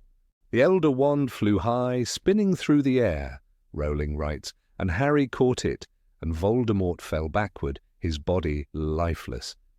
The imagery is perfect, the wand rejecting its false master one last time. Looking back, the absurdity of Voldemort's decision almost feels intentional. It exposes the gap between intelligence and wisdom. Voldemort was a genius, but he lacked humility. In his mind, knowledge existed only to serve him, never to challenge him. So when confronted with the mysterious logic of wand law, a system built on emotion, loyalty, and moral intent, he simply could not comprehend it. The Elder Wand, in the end, becomes the embodiment of everything he misunderstood about the world. And that's why his choice to test it on Harry feels both tragic and ridiculous. It's the moment when his intellect collapses under his ego. The Dark Lord, who once feared nothing, places his faith in a tool he doesn't understand and points it at the one person whose existence defies his every belief. For all his power, Voldemort never learns the simplest lesson of magic, that strength without understanding is just another kind of weakness. Number 22, the Hagrid phenomenon.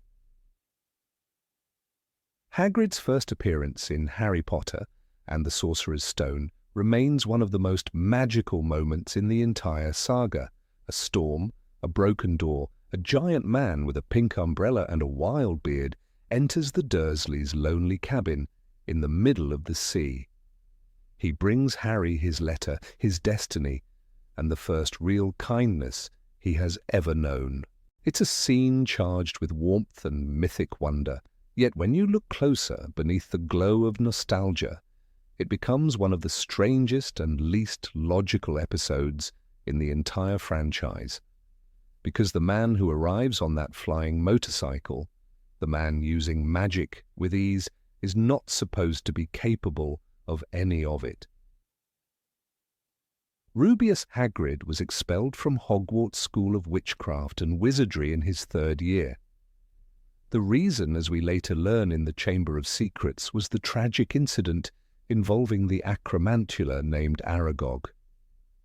Tom Riddle framed Hagrid for opening the chamber, and Dumbledore's compassion saved him from Azkaban. Still, the rules were clear. His wand was broken, and he was forbidden from practicing magic ever again. The Ministry of Magic officially banned him from performing spells.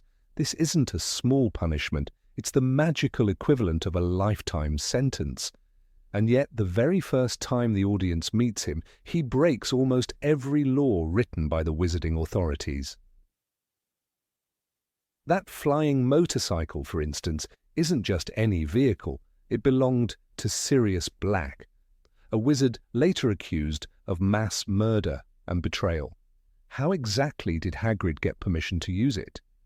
The film shows him soaring through the air without the slightest concern for secrecy, even though the Statute of Secrecy strictly forbids magical flight in Muggle areas.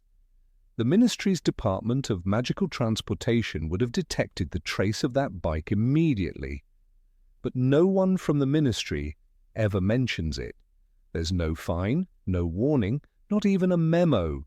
Somehow, Hagrid gets away with flying across Britain, landing near the Dursleys' hut, and performing what looks suspiciously like multiple spells in front of Harry, a child who has never seen magic before. Then comes the pink umbrella, one of the most curious objects in the entire story. Dumbledore allowed Hagrid to keep the pieces of his broken wand hidden inside the umbrella, though it's never officially confirmed. In the Philosopher's Stone, when Hagrid loses his temper with Dudley, he pulled out the pink umbrella, pointed it at Dudley, and there was a flash of violet light. Dudley grows a pig's tail. Hagrid blushes and mutters, "Shouldn't have done that, I suppose." The understatement is almost comical. He has just used illegal magic in front of a Muggle family, in violation of at least 3 wizarding laws. And yet, once again, there are no consequences. The Ministry that later threatens to expel Harry for using a simple defensive spell remains utterly silent about Hagrid's acts. If one compares this to the treatment of underage wizards, the inconsistency becomes glaring. In The Order of the Phoenix, Harry receives an official letter from the Ministry after using the Patronus charm against Dementors. "Dear Mr. Potter, the Ministry has received intelligence that at 23 minutes past 9, you performed a Patronus charm in the presence of a Muggle." The Ministry acts within minutes, but when Hagrid, a grown man officially stripped of magical rights, performs visible transfiguration on a Muggle boy, no one says a word. It's almost as if the law bends itself around him. This paradox continues throughout the series. In the Goblet of Fire, Hagrid raises blast-ended scroots, dangerous hybrid creatures that could easily kill a student, right under the noses of Hogwarts staff. "The blast-ended scroots are growing fine," he tells the students proudly. "Some of them have got to about a foot long already." The absurdity is that no one stops him. McGonagall disapproves, of course, but she never reports him. Dumbledore smiles indulgently. Even the Ministry's representatives, like Cornelius Fudge, who are usually quick to interfere, seem to pretend not to notice. In the Chamber of Secrets, Hagrid is once again accused of something terrible, being the heir of Slytherin. He's taken to Azkaban for safekeeping, as Fudge puts it. Yet the reader knows how wrong it feels. Hagrid is innocent, the victim of his past. But the irony is bitter. The one time the Ministry takes action against him, it's for something he didn't do. All the times he openly breaks laws in performing spells and breeding dragons, flying illegally, they look away. The moment he's innocent, they send him to prison. Even Dumbledore's protection of Hagrid adds to the contradiction. The headmaster, who follows the rules when convenient but breaks them when necessary, seems to have made Hagrid an exception to every regulation. "I would trust Hagrid with my life," Dumbledore tells Harry. That trust becomes an unspoken license for Hagrid to do as he pleases. He brings a baby dragon into a student dormitory. He gives Harry a secret letter about the Sorcerer's Stone. He even introduces Harry to Gringotts and Diagon Alley, tasks that surely fall under official school or ministry supervision. Hagrid is not a teacher at this point. He's merely the keeper of keys and grounds. Yet somehow he acts as a government official, a courier, and an educator all at once. The absurdity deepens when one remembers how carefully the wizarding world polices magical boundaries elsewhere. In The Prisoner of Azkaban, Sirius Black's supposed escape triggers nationwide alerts, mass hysteria, and patrols of Dementors.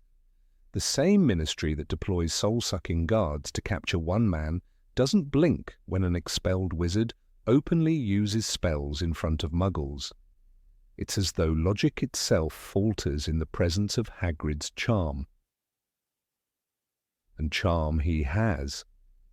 Every inconsistency, every rule he bends or breaks is forgiven by both characters and audience alike.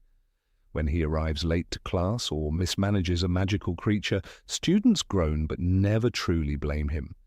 When he tears up over Buckbeak's fate, readers and viewers feel sympathy, not criticism. It's as if Hagrid exists outside the moral gravity of the wizarding world. His innocence protects him, even when he's clearly in violation of law. The filmmakers amplified this paradox by portraying him as almost mythic.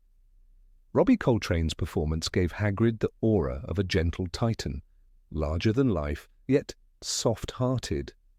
In the films, his disobedience becomes part of his magic.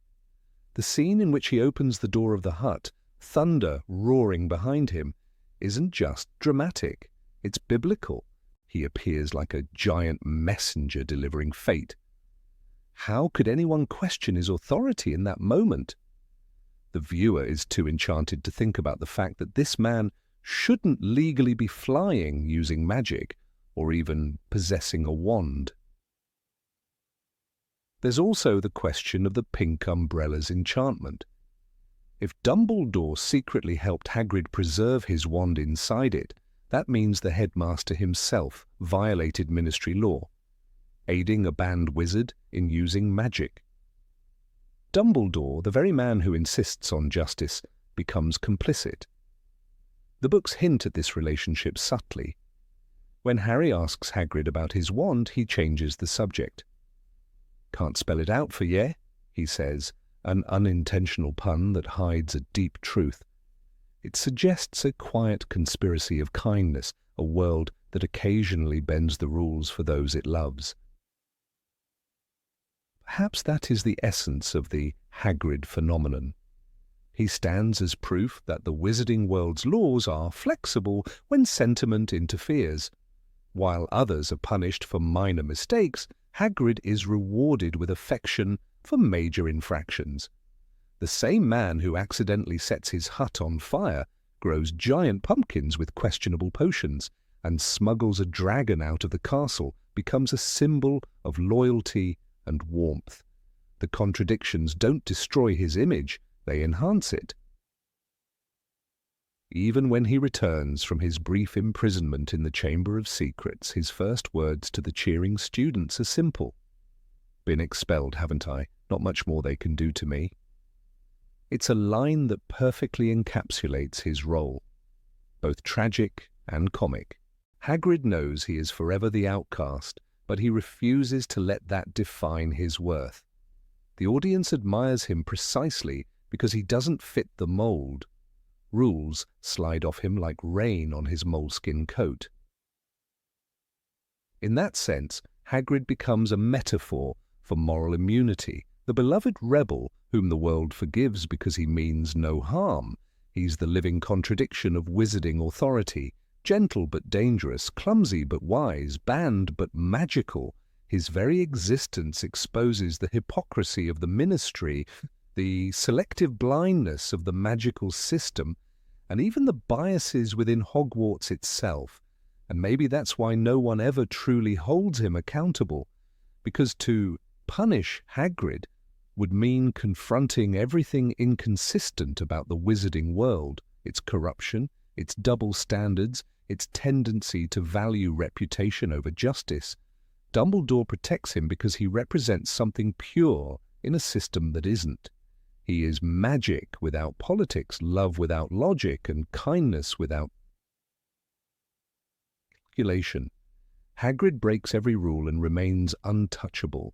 He is expelled but still teaches. His wand is broken but still works. He is banned from magic but still performs it openly. The Ministry pretends not to notice. Dumbledore quietly approves, and the audience smiles. In the end, Hagrid embodies the strange beauty of Rowling's universe, where emotion trumps law, and where a giant with a pink umbrella can do the impossible, not because it makes sense, but because it feels right. Number 23, The Forgotten Basilisk. Deep in the damp corridors of Hogwarts, long after the torches have flickered out, lies a secret the school never cared to bury. The enormous corpse of a basilisk, the same one Harry Potter killed in the Chamber of Secrets, remained untouched for years, its deadly fangs glinting faintly in the dark, its scales still gleaming like emerald steel. The same creature that had terrorized the castle, turned students to stone, and nearly killed Harry himself, was simply left there, forgotten, abandoned under the ancient foundations of one of the most powerful magical institutions in the world.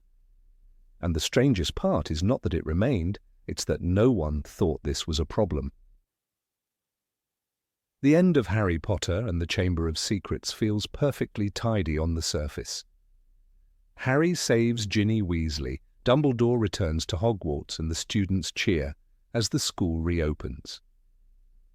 The nightmare is over, but when the camera fades out, one question lingers in the shadows.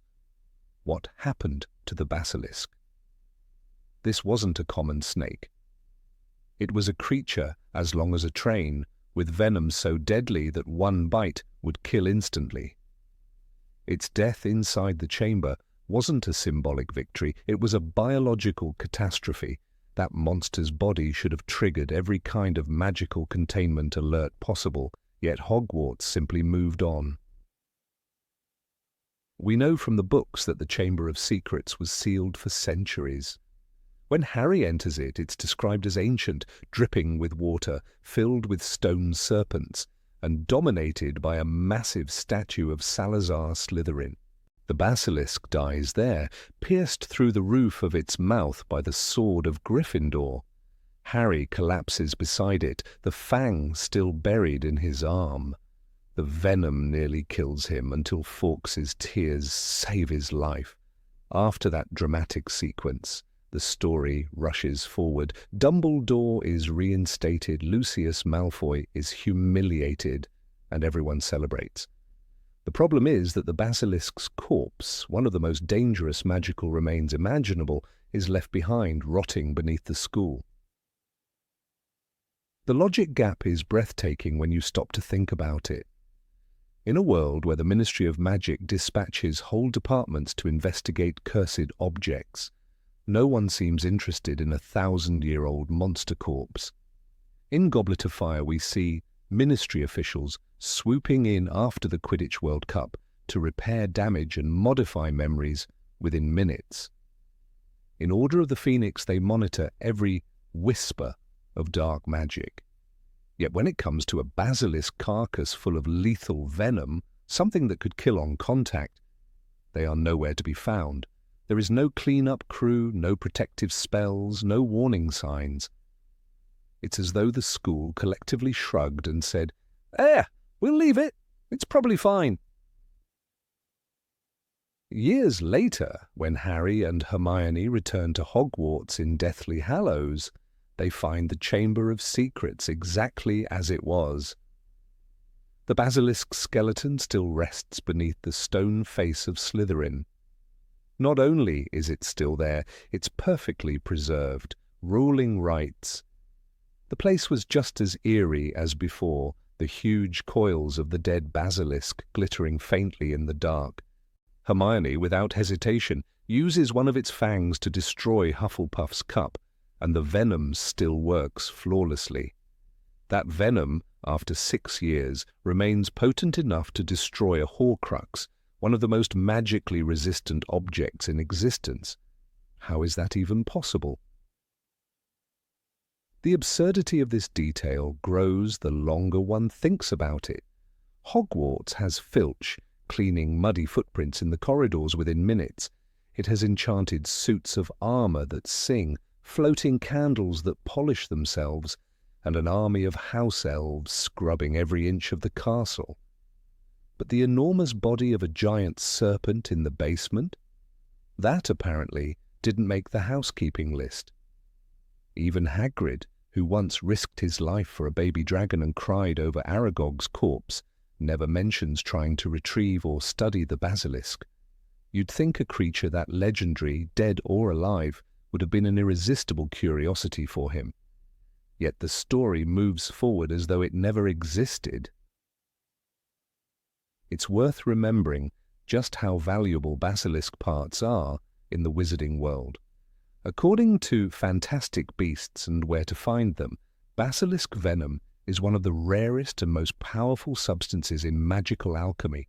A single drop is priceless and uncontrollable. The scales alone could be studied for centuries. In any other context, this corpse would have caused a stampede of magical researchers. The Department of Magical Creatures, the Unspeakables, maybe even Gringotts itself, would have wanted a piece of it. But Hogwarts? Hogwarts left it to rot. The Chamber of Secrets, it seems, became an unregistered toxic waste site under the Great Hall. Perhaps the strangest part of all is how perfectly preserved the corpse remains. 6 years pass between Chamber of Secrets and Deathly Hallows, and the basilisk's body doesn't decompose. The scales glitter faintly, the fangs are intact, the bones untouched. There's no stench, no decay, no sign of magical deterioration. Somehow, this enormous reptile lies in an underground lake without even a hint of rot. If this were meant to show the basilisk's supernatural nature, one might accept it. But nothing in the text suggests that basilisk corpses resist time. It's simply convenient. The script needs a fang for Harry and Hermione, so the basilisk must still be there, fresh, deadly, and waiting. Dumbledore, of all people, should have understood the implications of leaving the body there. This is the man who foresaw nearly every danger in Hogwarts, who placed protective spells on objects and tracked cursed rings across continents. He knew about the basilisk's venom firsthand. It nearly killed his favourite student. Yet he never ordered the chamber sealed or the creature's remains removed. Dumbledore could have sent professors, aurors, or even a squad of goblin miners. Instead, he let the corpse stay. It feels wildly inconsistent with the man who said, "It is our choices, Harry, that show what we truly are." Leaving a deadly serpent corpse under a school full of children doesn't seem like a wise choice. The magical world is usually meticulous about the remnants of dark magic. When Voldemort's diary is destroyed, Dumbledore immediately studies it. When a cursed opal necklace appears in Half-Blood Prince, it's locked away. Even cursed jewelry from the Black family is treated as hazardous. Yet the basilisk, whose venom literally melts Horcruxes, never makes the registry. It's as if the writers of the film and the books collectively forgot the logical consequences of their own world-building. The Chamber of Secrets should have been swarming with scholars, aurors, and historians the moment it was opened. Instead, it's treated like a spooky basement no one wants to clean. The persistence of the basilisk's venom across years introduces another strange implication. If its potency remains indefinitely, then Hogwarts has been sitting on an unlimited supply of the most dangerous magical substance ever known. Theoretically, anyone who knew how to open the chamber, say, any Parselmouth, could have harvested the venom. The idea that this never happened strains belief. After all, Tom Riddle himself had used the chamber to hide secrets. The Death Eaters had spies everywhere.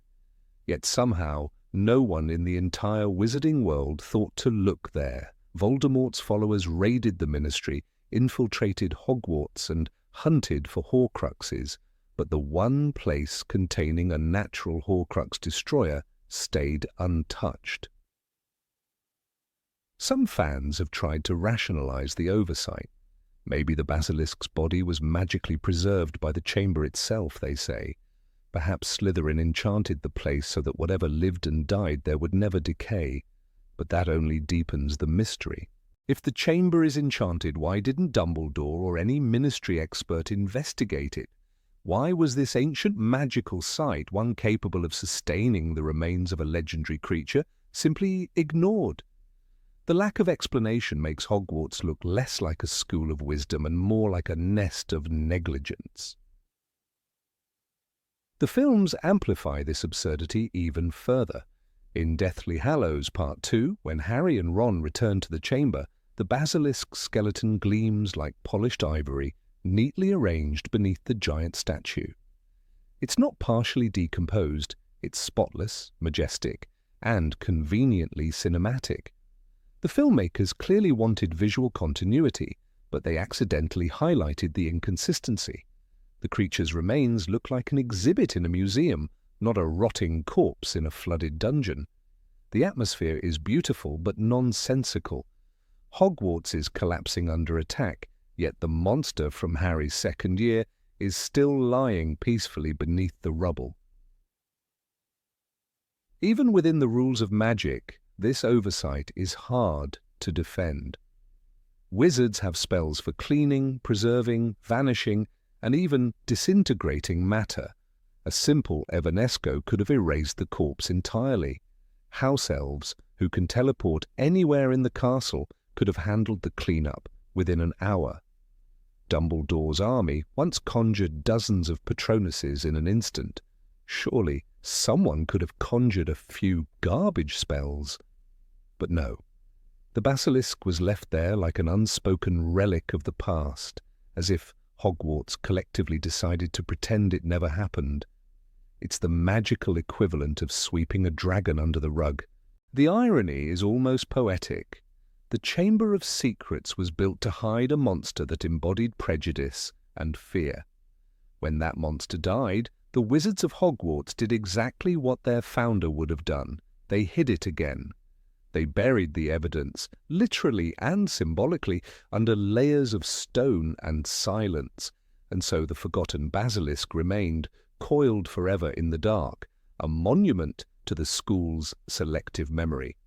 The hero saved the day, the song ended on a high note, and no one ever looked back. But somewhere beneath the castle, the corpse still glittered faintly in the dark, proof that even in a world of magic, logic often vanishes faster than a spell. Number 24. Who cleans up after the battles? After every great battle at Hogwarts, there is a strange silence that follows. The dust settles, the fires die down, and the echoes of spells fade into the cold stone walls. And yet, when the next film begins, the castle stands pristine again, as if nothing had happened. It is one of those curious cinematic mysteries that feels both magical and absurd. Who repairs Hogwarts after each catastrophe? The towers that were shattered, the hallways that exploded, the classrooms left in ruins, all somehow restored before anyone can ask how. When the Death Eaters attacked in Harry Potter and the Half-Blood Prince, the scene was apocalyptic. Bellatrix Lestrange set fire to Hagrid's hut, glass shattered across the courtyards, and the astronomy tower burned against the night sky. Dumbledore fell from its height, and the castle was left scarred by battle. Yet, when Deathly Hallows Part 1 opens, Hogwarts is intact, elegant, and completely undamaged. Not a single scorch mark remains. One cannot help but wonder, did Professor Flitwick organize a secret crew of cleaning charms? Did the house elves labor through the night, sweeping away the signs of death? Or is Hogwarts itself somehow alive, a sentient castle with the power to mend its own wounds? J.K. Rowling once described the castle as a place of great enchantment, full of old magic that even Dumbledore did not fully understand. This might suggest that the school has its own protective mechanisms. In the books, when Harry first enters the Great Hall, the enchanted ceiling mirrors the sky outside. The walls shift, staircases move, and portraits walk from frame to frame. It wouldn't be far-fetched to think that the castle might also rebuild itself.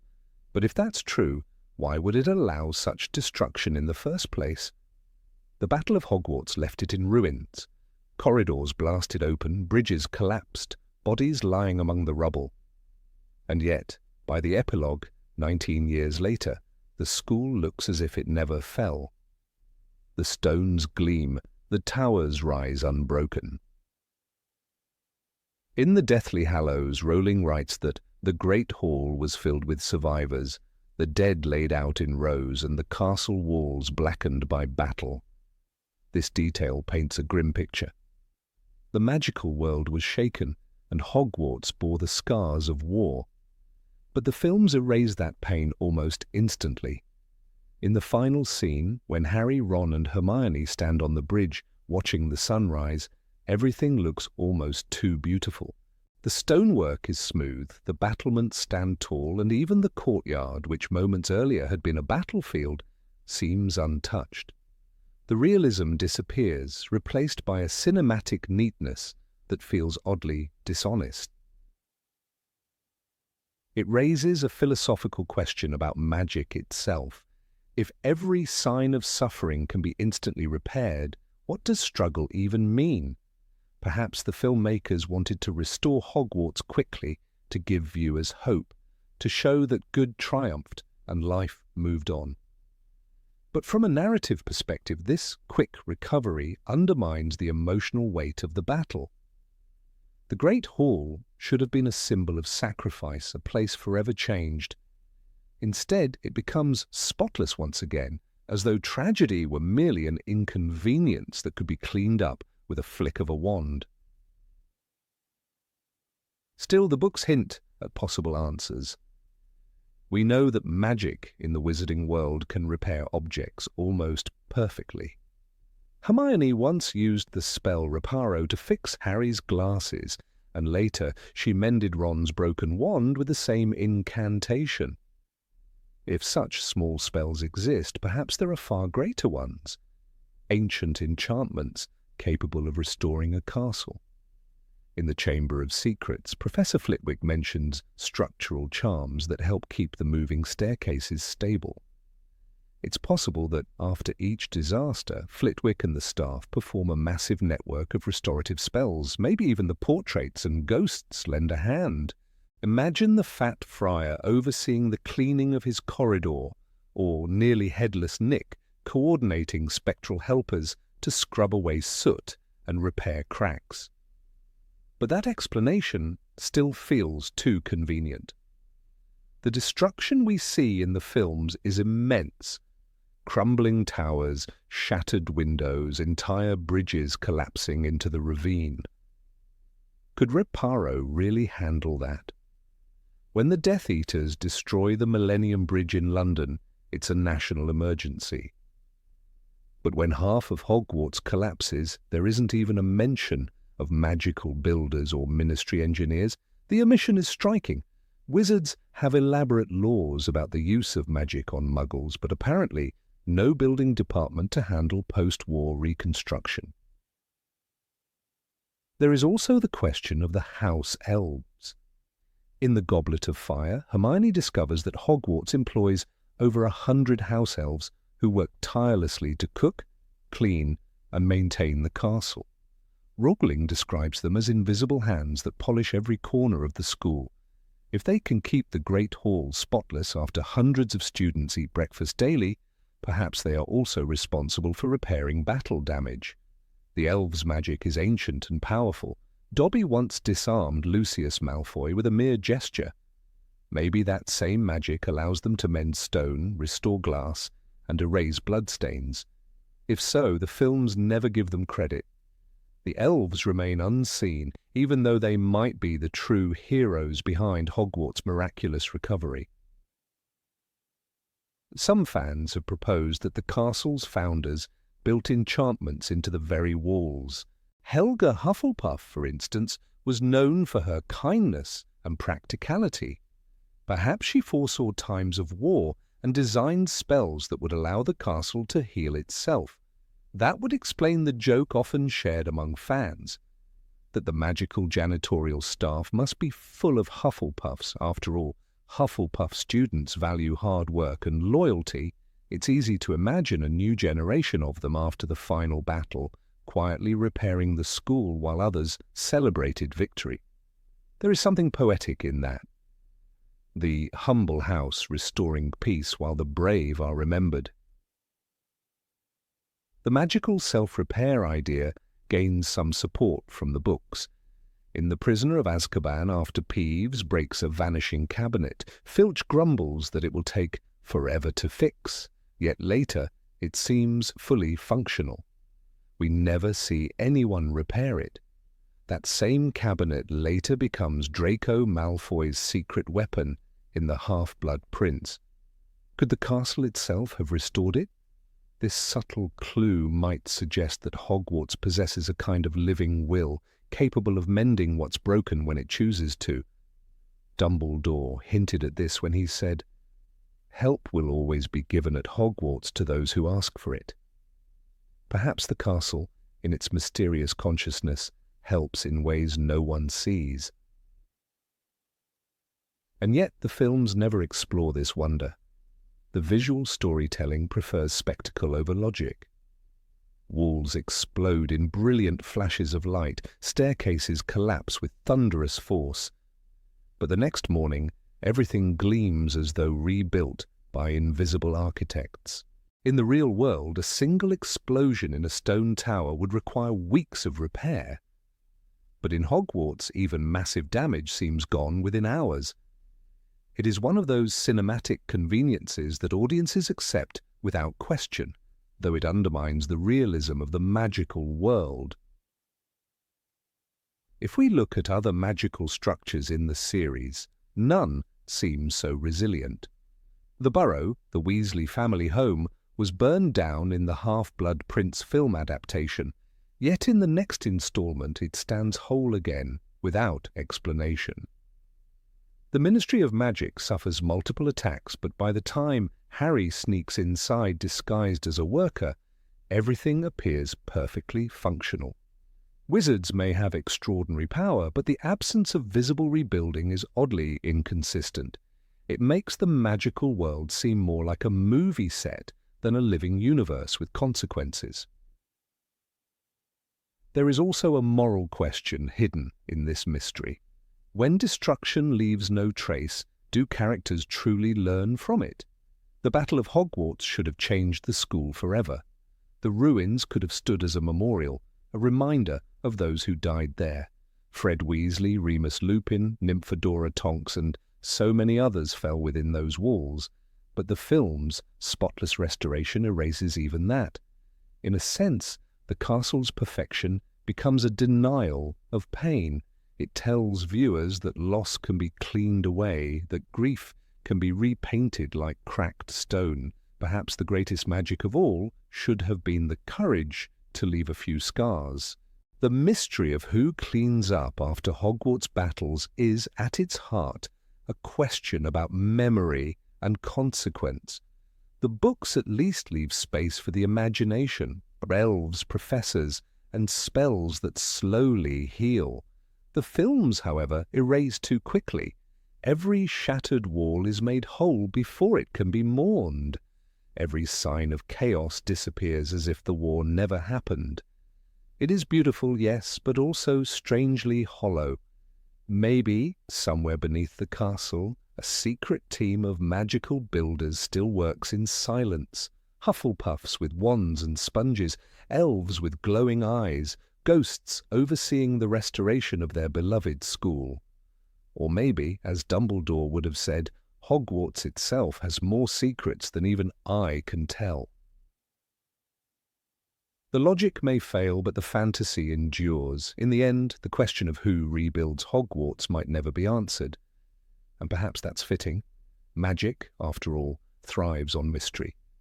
Yet, somewhere between the explosions and the shining marble halls, one cannot help but imagine a quiet night when the castle whispers to itself, the stones knit back together, and Hogwarts, wounded but proud, chooses once more to stand tall. Number 25. Why does the Ministry love bureaucracy more than magic? Every time the Ministry of Magic appears on screen, it feels less like a center of power and more like a temple devoted to bureaucracy. The gleaming hallways, the countless paper scrolls, the typewriters that click by themselves, all seem to suggest one thing. Wizards have mastered the art of inefficiency. In a world where people can disapparate across continents and charm a teapot to sing lullabies, it seems almost absurd that getting a simple permission slip requires signatures, stamps, and a week's wait. The films give us a ministry full of magic, but strangely devoid of logic. Consider the first real glimpse we get of this grand institution in Harry Potter and the Order of the Phoenix. Harry, dragged through the Flu network to attend his hearing, walks into an enormous atrium filled with fireplaces and golden statues. Wizards hurry through corridors carrying parchment scrolls as if electricity had never been invented. Paper airplanes, literally enchanted memos, zip through the air, flapping lazily like bored pigeons.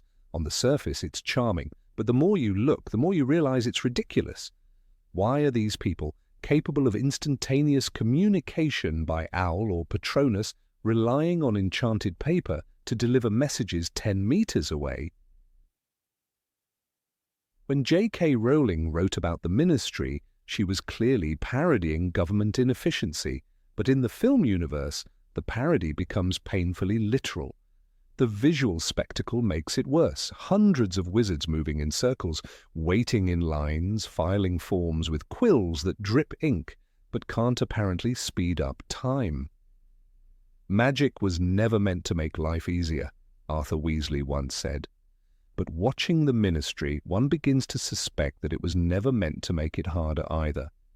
The sheer volume of red tape suggests that wizards have used their magical gifts not to eliminate bureaucracy, but to decorate it with sparkles.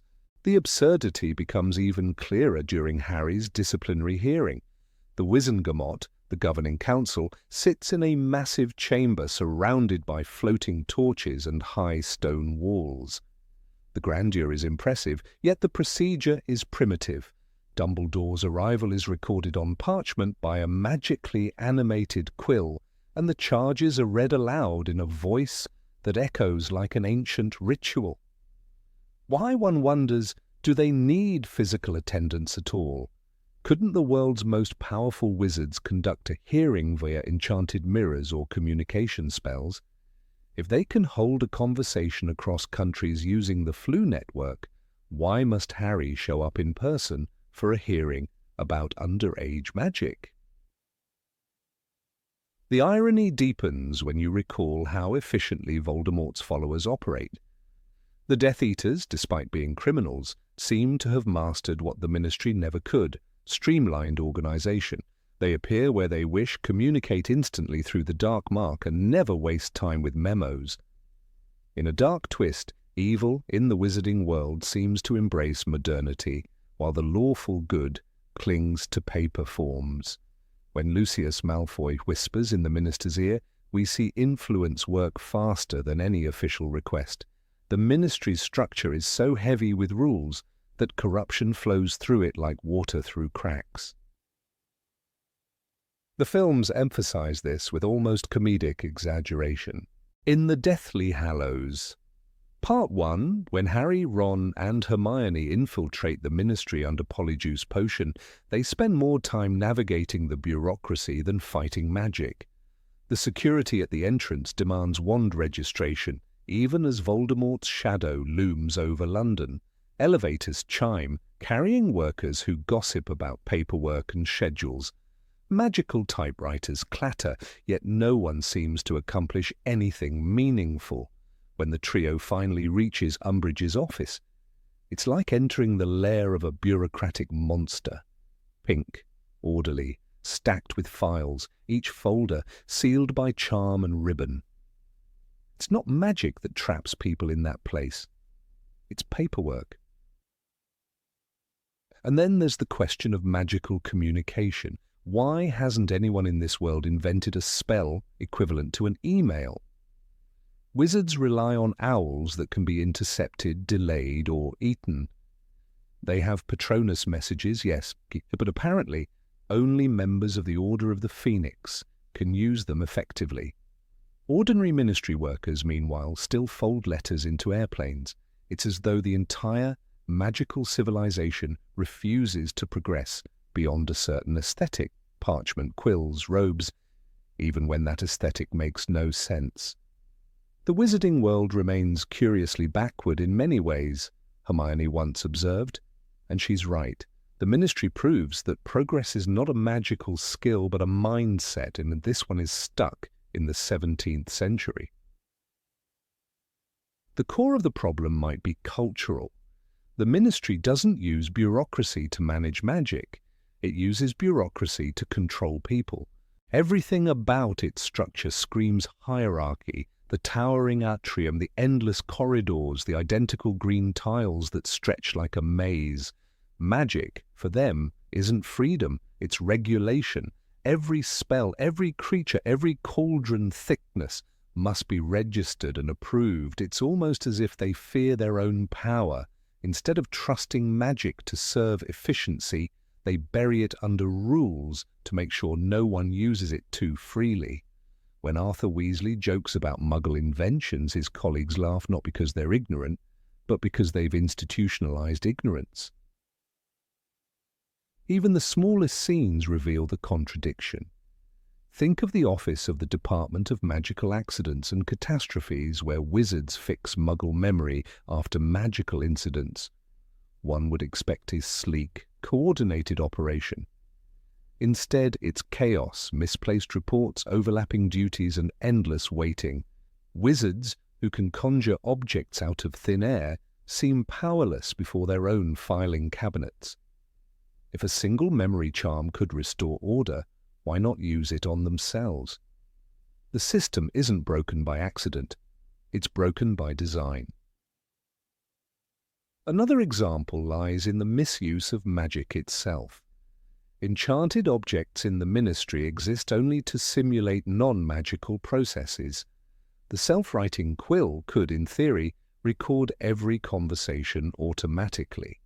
Yet it's still used for dictation, forcing wizards to speak slowly and formally. The paper airplanes could deliver documents anywhere instantly, but they only move within the building. The fireplaces connect distant locations, yet are mostly reserved for commuting. Magic, in the ministry's hands, becomes the servant of routine. It doesn't simplify life, it sanctifies complexity. The result is a culture of dependence. Wizards grow so accustomed to enchanted convenience that they stop questioning its purpose. A door that opens by itself feels magical, but if it leads only to another line of waiting witches, it's hardly progress. The ministry has turned magic into theatre, a grand illusion of efficiency covering layers of stagnation. It's as if the entire institution runs on a charm that keeps everyone busy but achieves nothing. Even Cornelius Fudge, the minister himself, embodies this contradiction. Always talking, always signing, yet never truly deciding. It's impossible to ignore how the films mirror our own world's obsession with bureaucracy. The difference, of course, is that the ministry could actually fix its problems, literally with a wave of a wand, but perhaps that's the point. Rowling's satire cuts deeper when viewed through magic. The more power you have, the more you hide behind paperwork to appear legitimate. The ministry doesn't need bureaucracy, it wants it.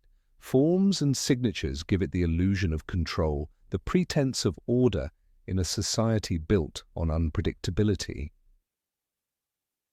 Even the way the ministry falls in the Deathly Hallows reveals this flaw. When Voldemort takes over, he doesn't destroy the system, he uses it. The same desks, same memos, same offices, only now serving evil instead of good. That's the ultimate proof that bureaucracy in the wizarding world is not a tool of justice, but of obedience. Magic is powerful, but it cannot liberate those who willingly chain themselves to process. The very institution meant to protect the wizarding world becomes its prison. And yet, perhaps the greatest irony lies in the fact that magic, the purest expression of creativity, is suffocated by the one thing humans can't enchant away, the love of procedure. When Hermione storms through the Ministry disguised as Mafalda Hopkirk, she represents the rational mind lost in a forest of nonsense. Her wide-eyed confusion is the audience's own. Why file forms for anti-Muggle propaganda approval when you could, theoretically, erase them all with a single spell?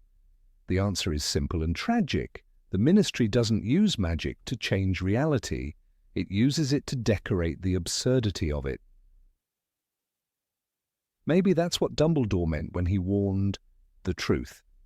It is a beautiful and terrible thing, and should therefore be treated with great caution. The Ministry treats magic the same way. Beautiful and terrible, therefore locked behind regulations. And so despite all the enchantments, all the wonders, it functions like any human institution, slow, blind, and self-satisfied. The greatest trick the Ministry ever pulled wasn't magical at all. It was convincing wizards that paperwork is power. Number 26. Why wizards never use magic at home. It's almost absurd when you stop to think about it. In the world of Harry Potter, wizards can literally bend reality. They can make objects fly, create food out of thin air, and repair shattered bones in seconds. And yet, when you watch the films, most of them live as if it's still the 17th century. Old stone cottages, flickering candles, wood fires, and teapots whistling on stoves. You rarely, if ever, see anyone using magic for everyday convenience. The same people who can apparate across countries still sit by candlelight and wash dishes by hand. It's as if progress, in their world, stopped somewhere around the era of powdered wigs and quills. Think about the Burrow, the Weasleys' home. It's one of the most charming places in the series, but it's also an example of this bizarre, magical stagnation. The house is clearly held together by spells, wobbling on itself like a stack of cards, yet inside everything feels outdated. There's no electricity, no running appliances, and almost every task is still manual, except when Mrs. Weasley occasionally lets a pot stir itself. In the Chamber of Secrets, we see her using a wand to knit and clean dishes, but even that seems limited. Why is this not the norm? Why does she still need to cook, wash, and clean at all, when a flick of her wand could automate everything? Magic is infinite in potential, yet wizards seem content to live in mild discomfort, as if progress itself were taboo. It's even stranger when you consider Hogwarts, the greatest magical institution in Britain, a place where the most gifted witches and wizards are trained, is a medieval castle. Students carry candles through dark corridors, sleep in stone towers, and write essays with quills. Quills, in a world where spells can transfigure anything, why not a simple pen that doesn't leak or tear parchment? Even the castle's heating system is questionable. Everyone wears heavy robes indoors and fireplaces roar in every room. In the Goblet of Fire, Ron complains about the cold dormitories. Surely a charm could keep the air comfortably warm, but apparently no one bothers. Hogwarts is supposed to be a centre of innovation, yet it feels like a relic preserved for nostalgia's sake. The Ministry of Magic doesn't fare much better. In the Order of the Phoenix, we see its massive underground structure, grand and bureaucratic, yet utterly impractical. Files fly on their own, paper airplanes deliver messages, and fireplaces are used as transport. Impressive, yes, but none of this feels like progress. It's all theatre, not practicality. Wizards seem to use magic for spectacle rather than utility. No elevators, no lights, no simple machines, just elaborate displays of archaic spells that make their daily lives more complicated than they need to be. It's as though the magical world is allergic to efficiency. Dumbledore himself is a mystery in this regard. The man is one of the most powerful wizards of all time, capable of conjuring light, teleporting across great distances and defeating dark lords. Yet his office looks like something out of an ancient monastery. Shelves of dusty books, candles, and instruments that spin for no clear reason. Even his meals appear to be served by house elves, not magic. Why rely on servitude when one incantation could accomplish the same? Dumbledore wears robes that look centuries old and refuses any sign of modernization. His quote from the Half-Blood Prince comes to mind, "I have never been one for newfangled gadgets and gizmos." It's charming, yes, but it also reveals something deeper. Wizards seem to equate progress with corruption. Hermione's experience with SPEW exposes this mindset perfectly. When she tries to free house elves, the wizarding community looks at her as if she's mad. Most wizards believe that the way things have always been is the way they should remain. That same logic applies to technology and comfort. In The Goblet of Fire, Arthur Weasley is fascinated by Muggle inventions like plugs and batteries, treating them as alien marvels. How do Muggles do without magic, he wonders. But the real question should be reversed. How do wizards do without technology? Their dependence on outdated traditions has turned magic into a ritual rather than a tool for improvement.